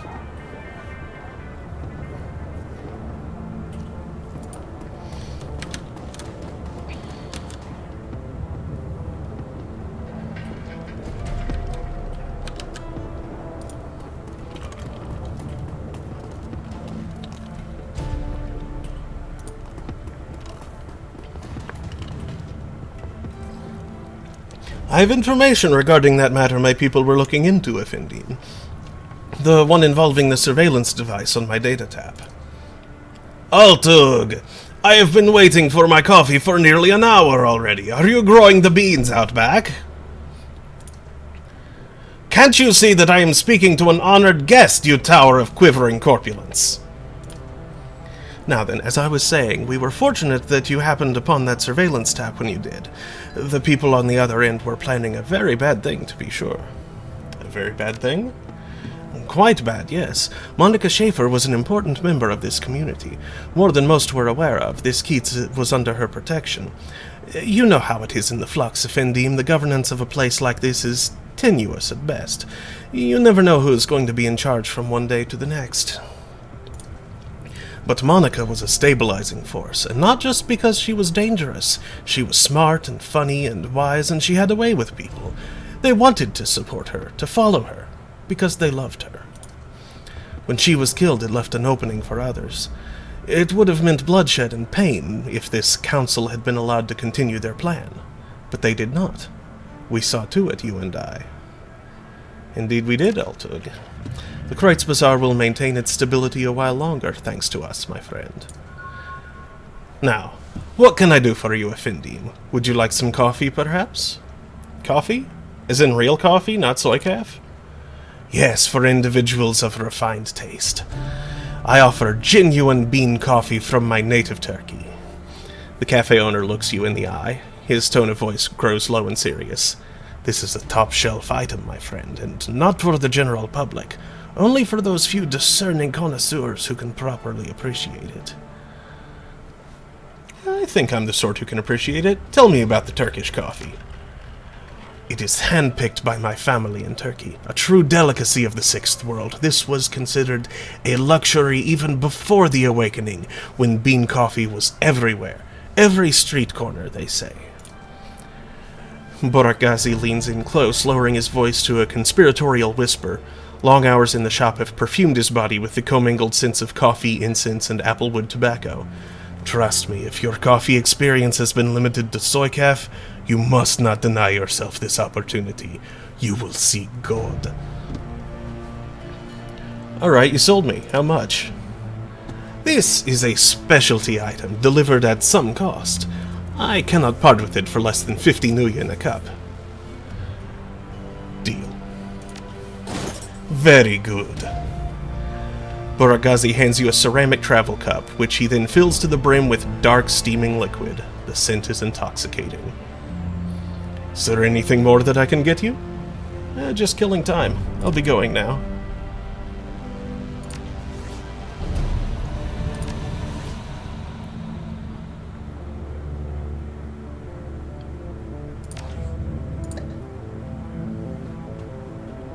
Turkish coffee. It's a mission item, I guess.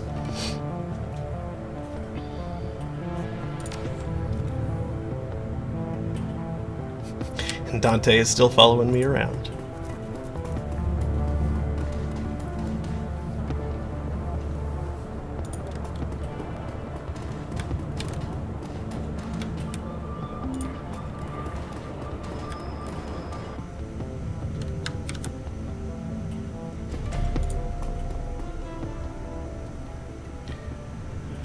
Absinthe turns to face you. She takes care to avoid looking you in the eye. VL, a pleasure as always. What can I do for you? I'm looking to buy some magic. Then you'll want to talk to Algernon. He's just around the corner. Your third eye slides open and you find yourself staring at nothing. Where the elf's aura should be, a hazy gray smear undulates instead. Absinthe's voice slides into your ears like a living thing. You won't catch sight of me that way, Orc. My true self is hidden, tucked away behind a veil of time and ether. Be thankful. You wouldn't like what you'd see. Your third eye slides shut again, involuntarily this time.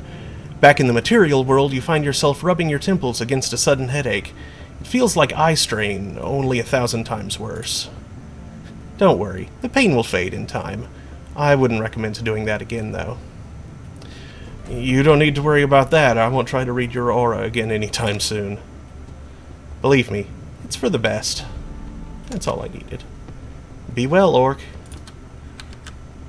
Is she a dragon?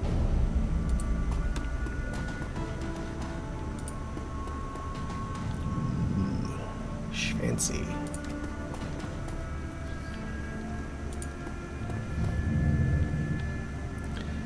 Hello again. May I help you? Show me your inventory.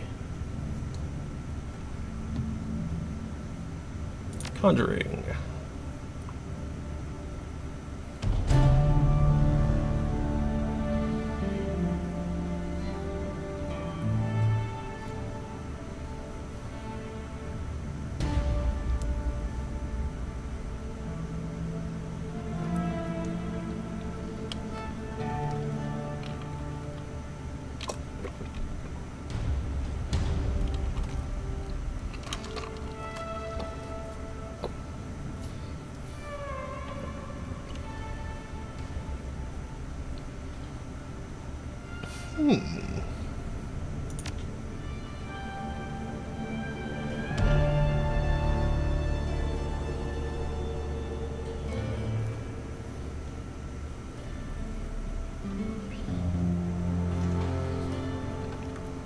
I'll come back to that. Just gonna browse what's available for now.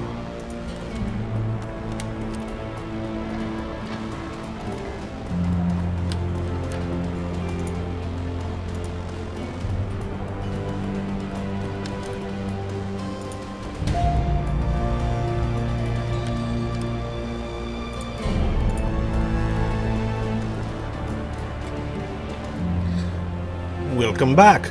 You need some weapons, some ammunition, perhaps. Care to tell me about your inventory? We have weapons from all across Europe. Ares, Cheska, Fischetti, you name it. If it can be found on the continent, it can be acquired by Medback Arms. Price of setup, let's do some business. Yeah.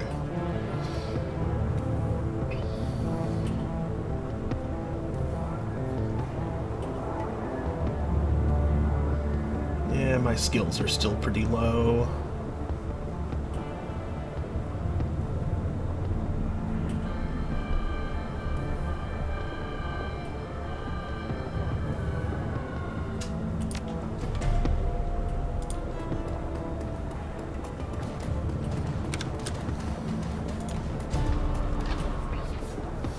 A stout old man looks up from whatever old tech he's tinkering with to squint at you through thick, old-fashioned glasses.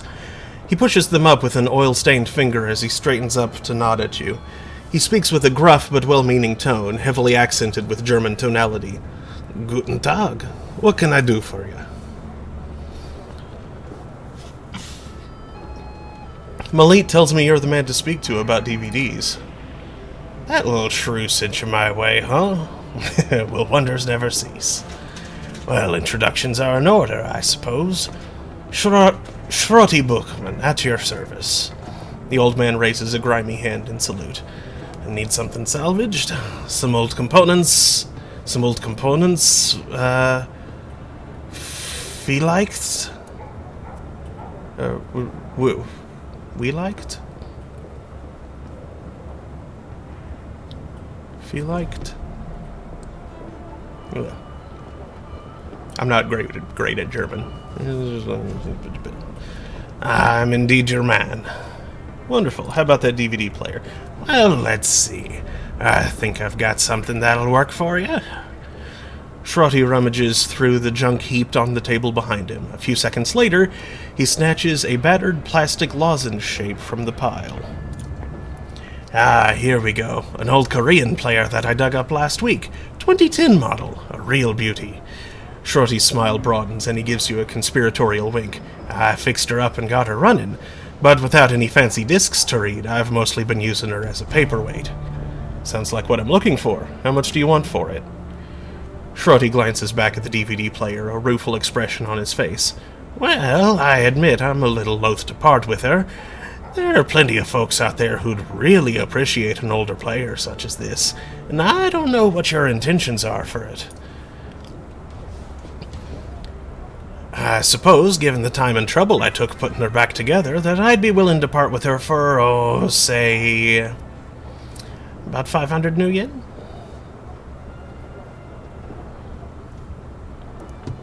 Deal. I'll be nice. Shorty blinks a bit with surprise, but his beard betrays no movement in his face. You just... Alright there, friend. He picks up the ancient device from the table, gingerly, and presses it into your hands. The plastic is scuffed and worn, and it rattles a bit when you move it. A hell of a deal. Anyway, I'm happy knowing that she's gonna see some use again. Give her some good use, okay?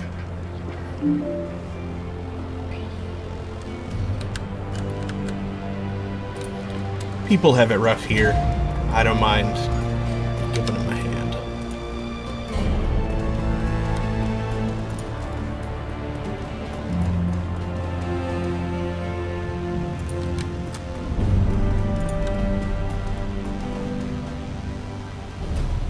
Welcome back. What can I do for you, my friend? I found this schematic. Think you can hook me up with this chrome? Very nice. The design appears to be simple enough. Yes, I should be able to provide you with this. It won't be cheap, though. Medical supplies.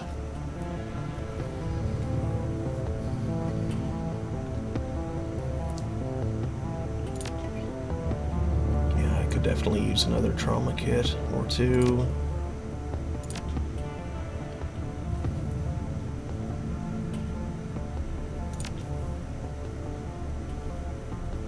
Don't need that.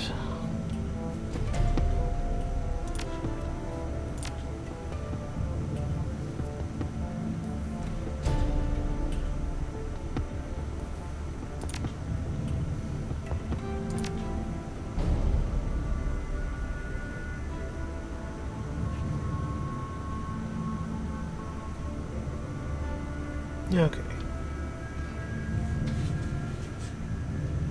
Yeah, I'll give the trauma kit to someone else.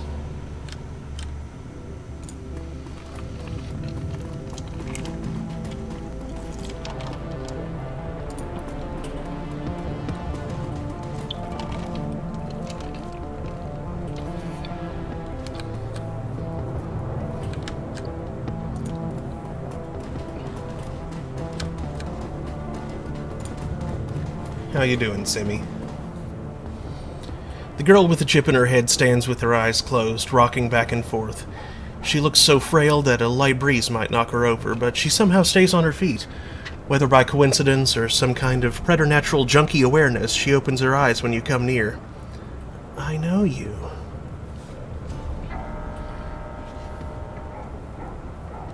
Maybe by face, if not by name.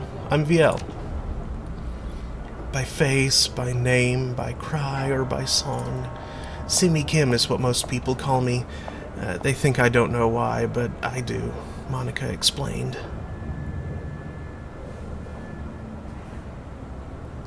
How do you feel about Monica's death?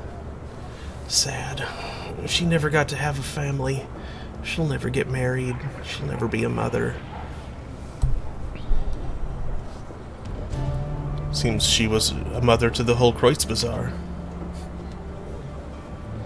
Kim nods her head almost dumbly, her eyes unfocused on the ground. Monica said a mother is always a mother. Always. She hugs herself tighter and stares blankly at the ground. So, what have you been up to?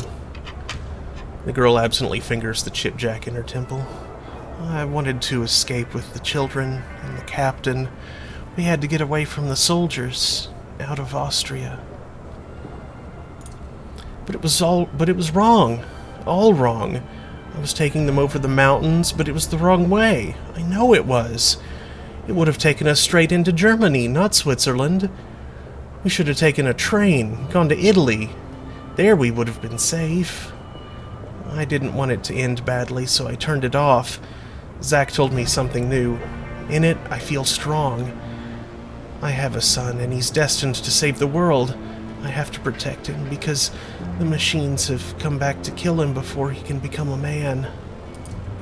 I won't let that happen, because in there, I'm strong. Though Kim's words are bold, her trembling voice and body betray someone aching for a fix. I'll catch up with you another time.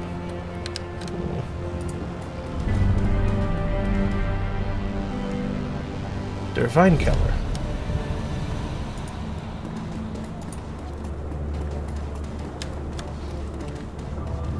And phone booth.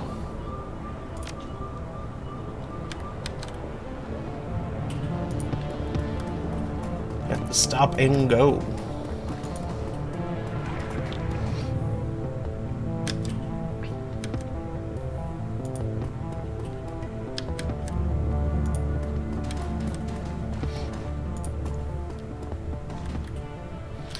A young woman stands at the bar smoking a cigarette. You've seen her face before. Lucky Strike, one of the mercenaries from Monica's files. A plume of blue-gray smoke spills from the corner of her mouth as she turns her attention to you. Hey. The distinctive circuit pattern tattoos that line her face shimmer and pulse with light. You need something? Don't believe that we've met. I'm VL. Yeah, I know who you are. How you holding up, champ? I heard what happened to your boss. She wasn't just my boss. She was a friend. Yeah, well, sorry for your loss and all that. A lot of people are still torn up about it. So, you need something, or are you just going to stand there staring? Why'd you bring up Monica? Did you know her? I met her a couple of times. Seemed nice enough. But I mostly knew her by reputation. You can't live in this Keats without hearing about the Queen of the Kreuzbazar. She pauses, then slowly lets the smoke escape through her nostrils. Can't say that I was a fan.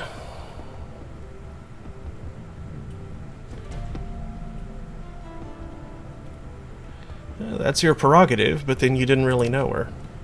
Yeah, that's true, but I do have eyes, and I can see what's been happening to the Kreuzbazar since she got geeked.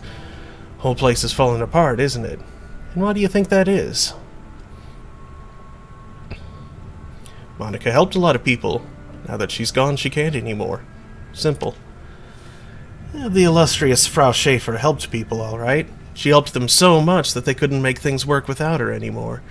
She made herself into a leader here. And guess what? In an anarchist system, there aren't supposed to be any leaders. Lucky Strike taps out her cigarette and leans toward you, a predatory grin on her face. You and your friends, you followed Monica too. Obeyed her orders without question, right? Not without question. There were debates. And at the end of those debates, Monica would put her foot down and you'd wind up doing whatever she said, right? She smirks at you. Don't bother answering. It was a rhetorical question. For such a rabid anarchist, your friend seemed awfully comfortable being in power. Kind of a contradiction in terms, don't you think?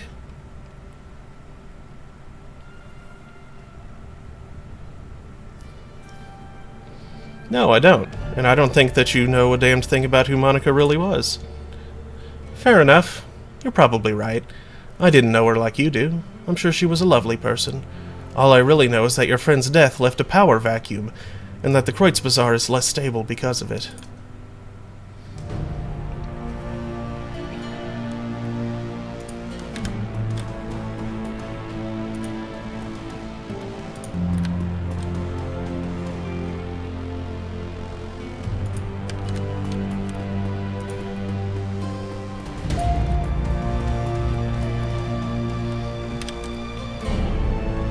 To quote Monty Python, supreme executive power derives from a mandate from the masses.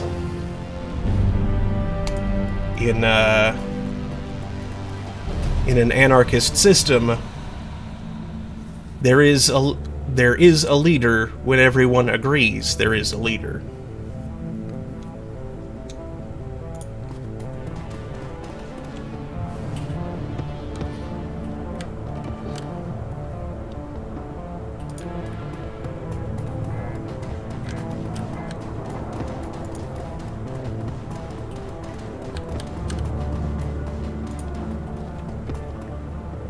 That's not what I was aiming for.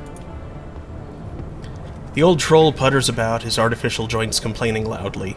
He seems heavier today than when you first met, and he takes your approach as reason to seat himself and rest. I understand they put you in charge of Monica's outfit. Looks like we're both carrying heavy burdens. Ha! I suppose so.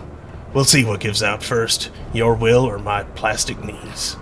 You need something from me? How are people handling the loss of Monica? I think most are still in shock.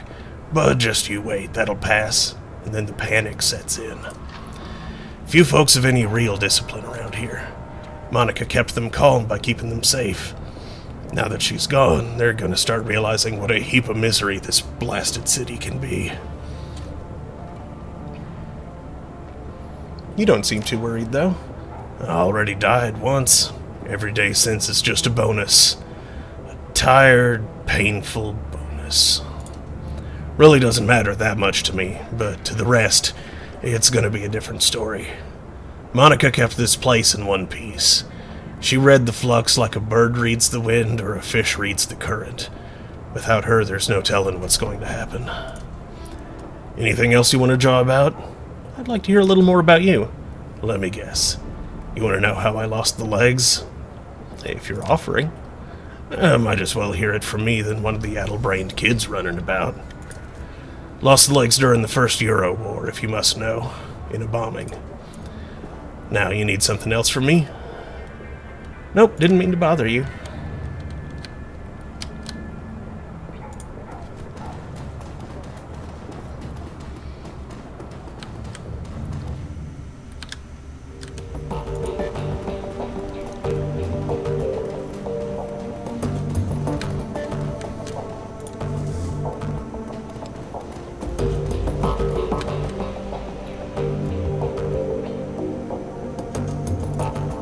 Paul. It seems that Amsel has assembled the team in your absence. They stand in a group around the old display that you had Malit deliver. On their faces, you can see excitement and apprehension, curiosity and dread. Viel, have you procured a DVD reader? I have. It's right here. Good. This should only take a moment. Amsel disappears behind the ancient display. After a few minutes of fiddling with its battered inputs, he reappears, a satisfied look on his face. Everything appears to be functional. The disc should be ready to play. Well, don't keep us in suspense. Start the damn thing already. Viel went to the trouble of fetching everything. Let him do the honors. Amsel steps back, clearing a path for you to access the antique machine.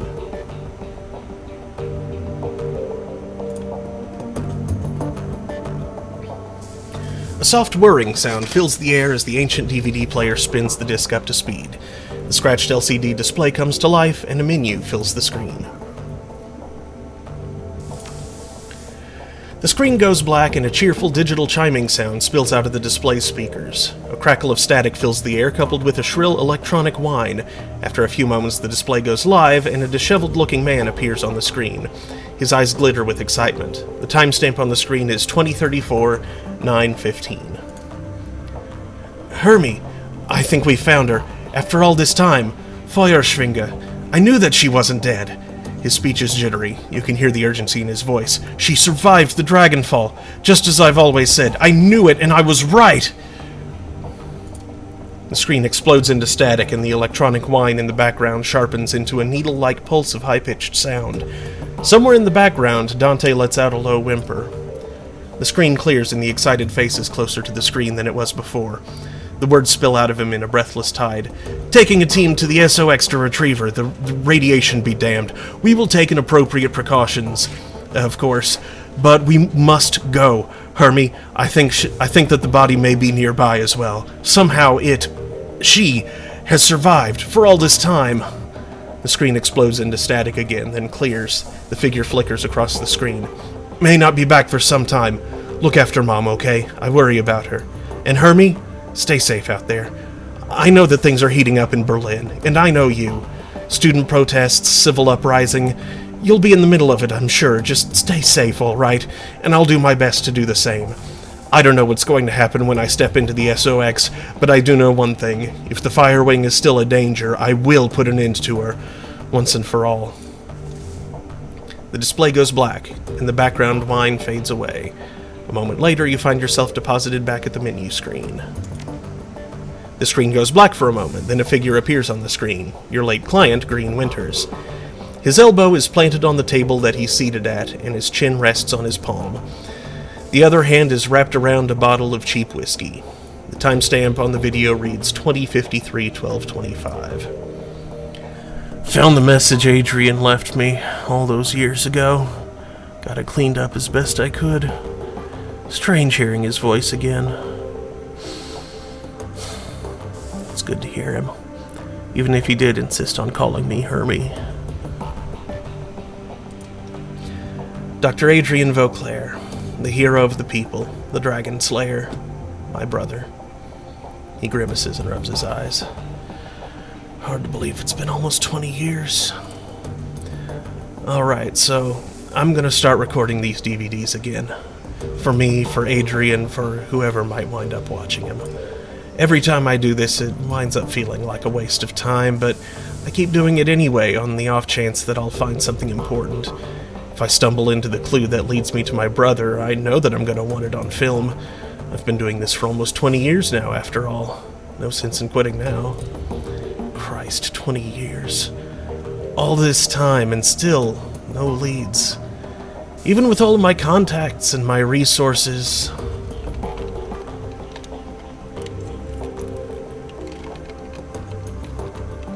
Even with my legendary bullheadedness, I've made no progress at all. I haven't turned up a single goddamn thing. Want to hear something funny? The closest I've gotten to a clue was a rumor. Apparently, a team emerged from the SOX a while back. Nobody's clear on the date, but, and get this, supposedly, they vanished without a trace. He upends the bottle, drains it.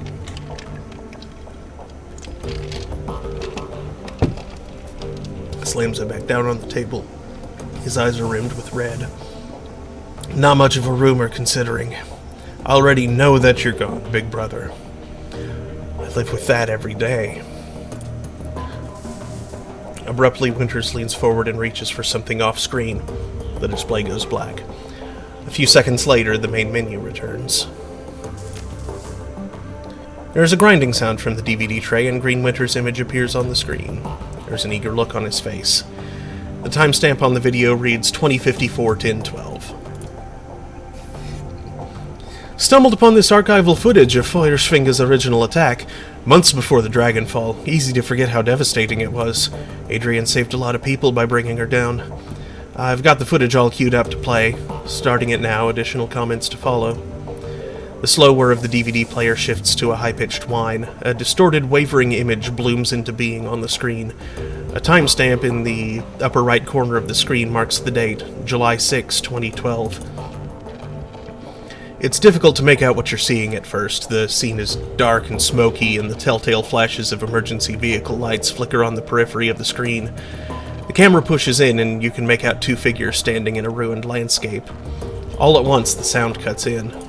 Again, for those of you just joining us, we are coming to you live from Stolberg. A few hours ago, the Dragon Feuerschwinger launched an unprovoked attack on this Sleepy Hearts mountain town, and you can see the results behind me. Fire, ashes, and blood. We are joined tonight by a survivor of this latest and most horrifying attack. The reporter turns to face a pale man standing behind him. Sir, I understand that you've been through a terrible ordeal. Thanks for taking the time to speak with us tonight. The camera switches focus to a middle-aged man with a haunted look in his eyes. He stammers out a reply. Yes, of course. If you could, sir, could you please tell the people at home about your experience of the attack? It was horrible. Just pure chaos. So many people are dead. People I knew, roasted alive or trampled to death trying to escape.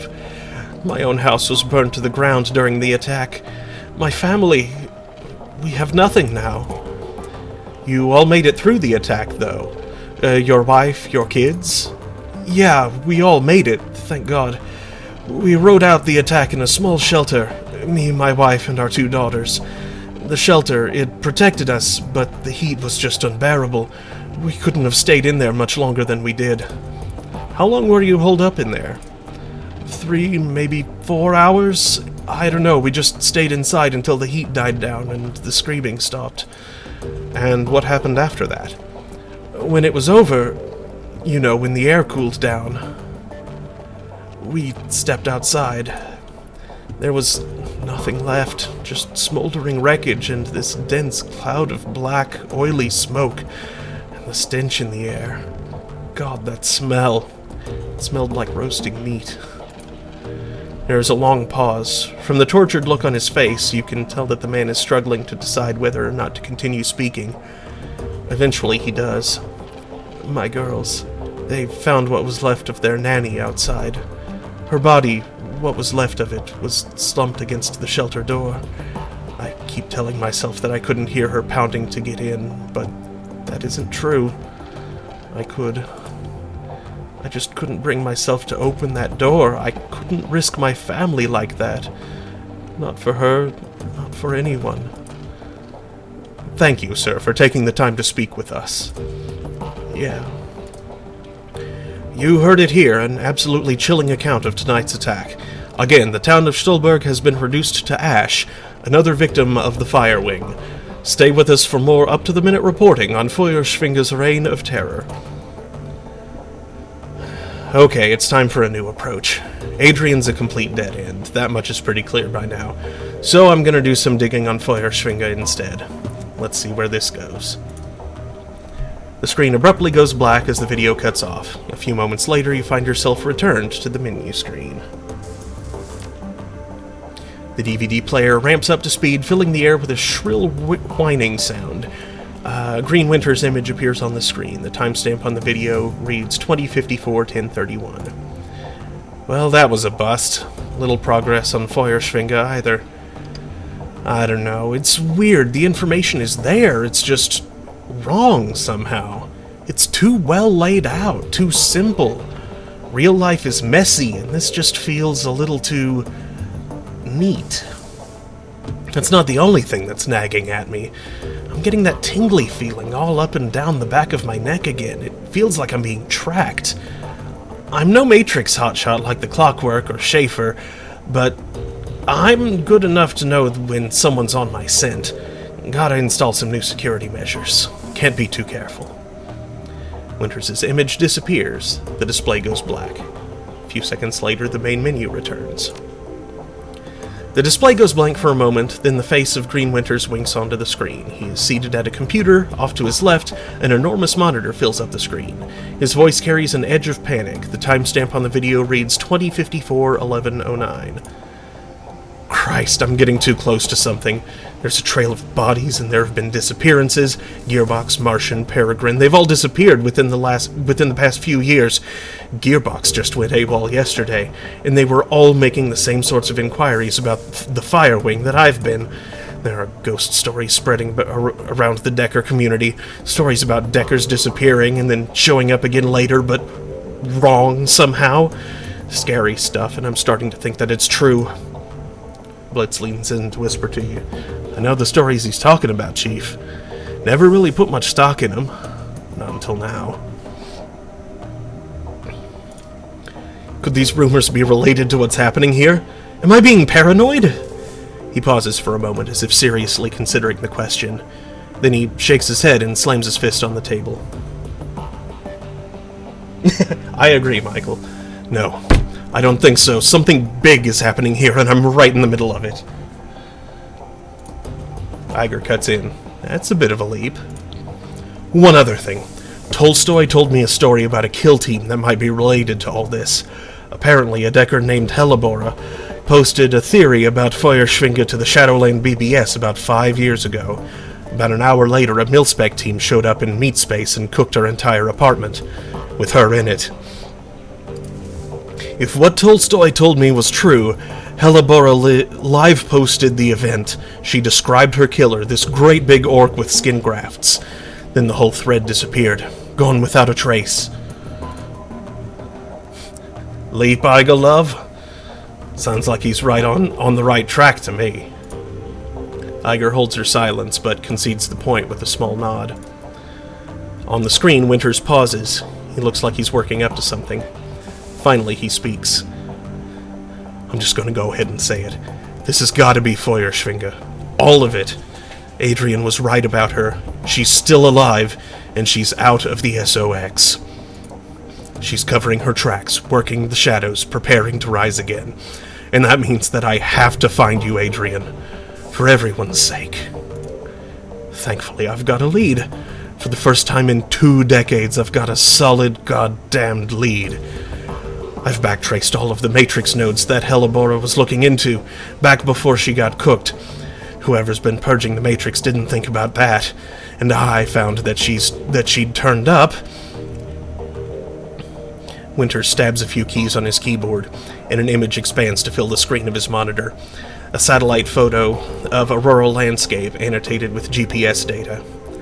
A set of map coordinates.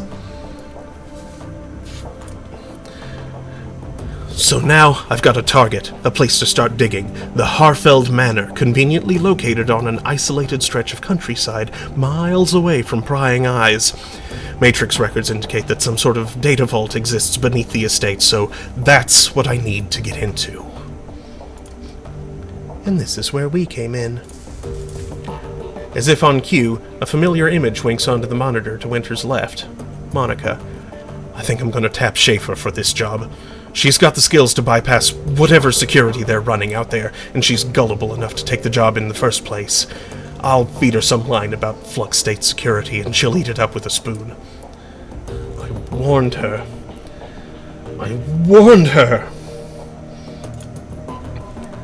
On the display, Winter's mouth parts into a broad grin. Time to put plans into motion. By this time tomorrow night, I should have the information that I need. And on the off chance that Schaefer gets taken out, well, that'll tell me something too. Can't make an omelet and all that. Until then... Winter's image disappears. The display goes black. A few seconds later, the main menu returns. When you play the 6th track, a small video window appears. You recognize the scene in the window. You're looking at the tattered drapes and nicotine-stained wallpaper of Winter's hotel room at Das Kessel House. The timestamp on the video reads 2054-1110. There is a blur of motion, and the haggard form of Green Winters lumbers into frame. Suspicions confirmed. Schaefer dead. Christ. Winters reaches a shaking arm off camera. A moment later returns it clutching a cheap plastic drinking glass.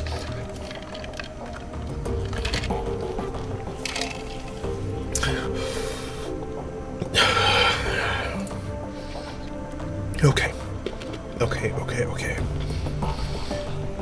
Back up. Slow down. Start from the beginning.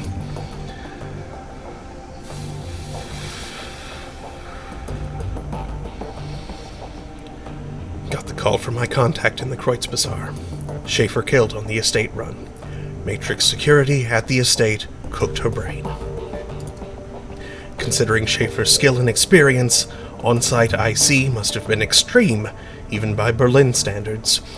Security of that kind costs money, real money. Given the evidence uncovered so far, corporate involvement unlikely. The connection to the Fire Wing is too strong. So, let's come right out and say it. The dragon is what we're dealing with here. And the smart money says that she's coming for me next. Well, I won't go down without a fight. I've still got my contacts, still got my connections, and the Flux State can be a hell of a weapon for the man who knows how to manipulate it.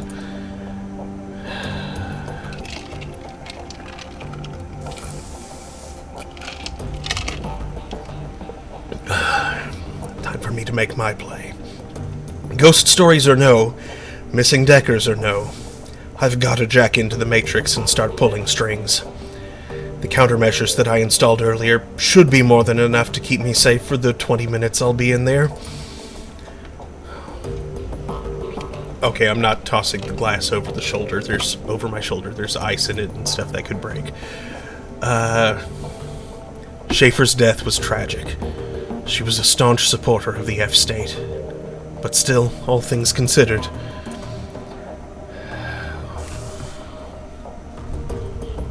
I don't have... Better her than me.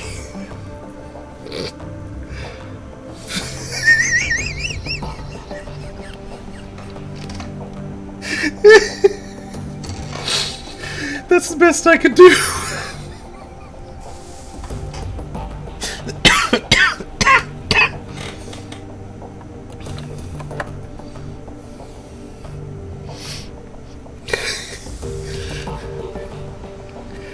As your finger nears the eject button, a black screen cuts in over the static. A moment later, Greenwinter's haggard face appears.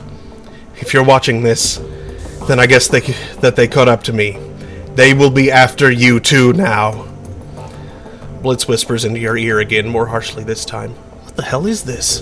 Why didn't you warn me about this before I came here? We didn't know. Not exactly.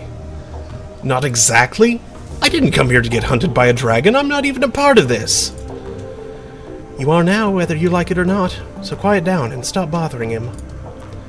Whoever you are, whatever you think you're after, you need to find Dr. Adrian Vauclair. Not because he's my brother. Because if Feuerschwinge is rising again, he's the only one who can stop her. You've seen what happens to people who get too close to this. I'm dead, and dozens of others have died. You'll be next, unless you can find Adrian. The screen cuts back to static. The message is over. The DVD tray slides out of the reader.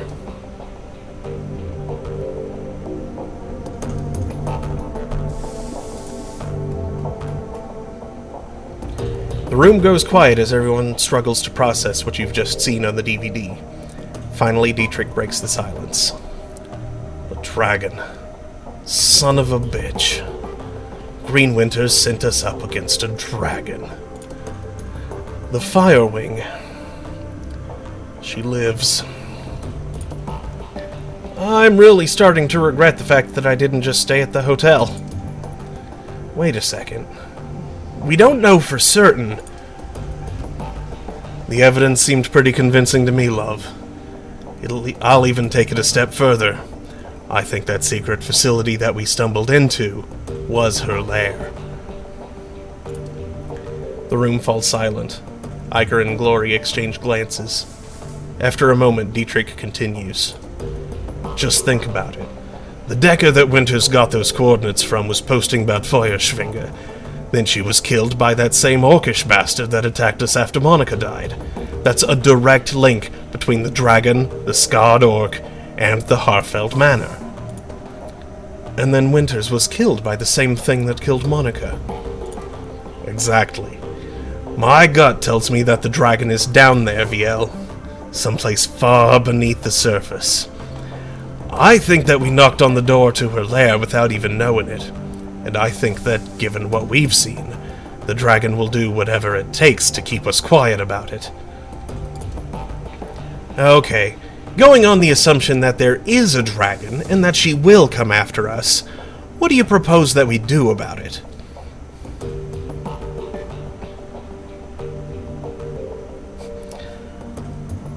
I'll tell you what we're going to do. We're going to follow Winter's advice. We're going to find Vauclair. Yes, Viel is right. Finding Dr. Vauclair should be our priority. If we're going up against a dragon, we need to find ourselves a dragon slayer. Winter spent 20 years searching for Vauclair, and it got him nowhere. How do you propose that we find him? With the help of an information broker. Let me guess, back to the coffee shop? For this? No. While Herr Buragazi is very capable, a task of this magnitude is beyond him. We need to make contact with the premier information broker in Berlin. We need to talk to Alice. Alice? Best of luck, and I hope that you're rich. For this? Rich enough, even if only just. Who is this Alice? A most prominent figure in Berlin's shadow community. Ex-shock villain writer. She provides information retrieval services for the F-State. Amsel turns to the computer console behind him and runs his finger over a virtual keyboard. The machine begins to hum. If Winters was right, if Vauclair is still alive, she can help us find him.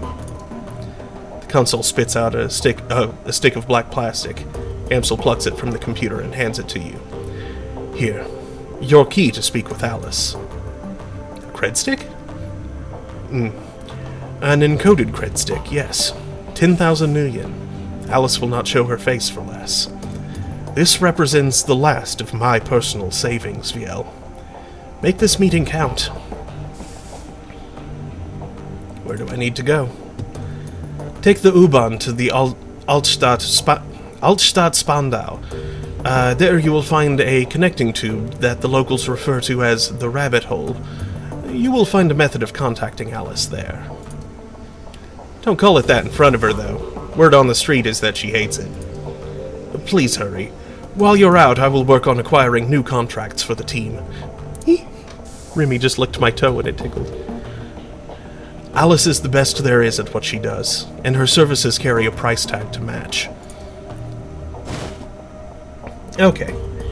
It's about 6:30. Probably about time to wrap this up. This seems like a good spot. So, thanks for watching, folks. I'll be back tomorrow afternoon, aiming for about 3 p.m. Eastern, to continue this. I'll also be around tomorrow evening at 9 for Thursday Throne, where we'll be playing La Pucelle Tactics. So, thanks again, and I hope to see you next time.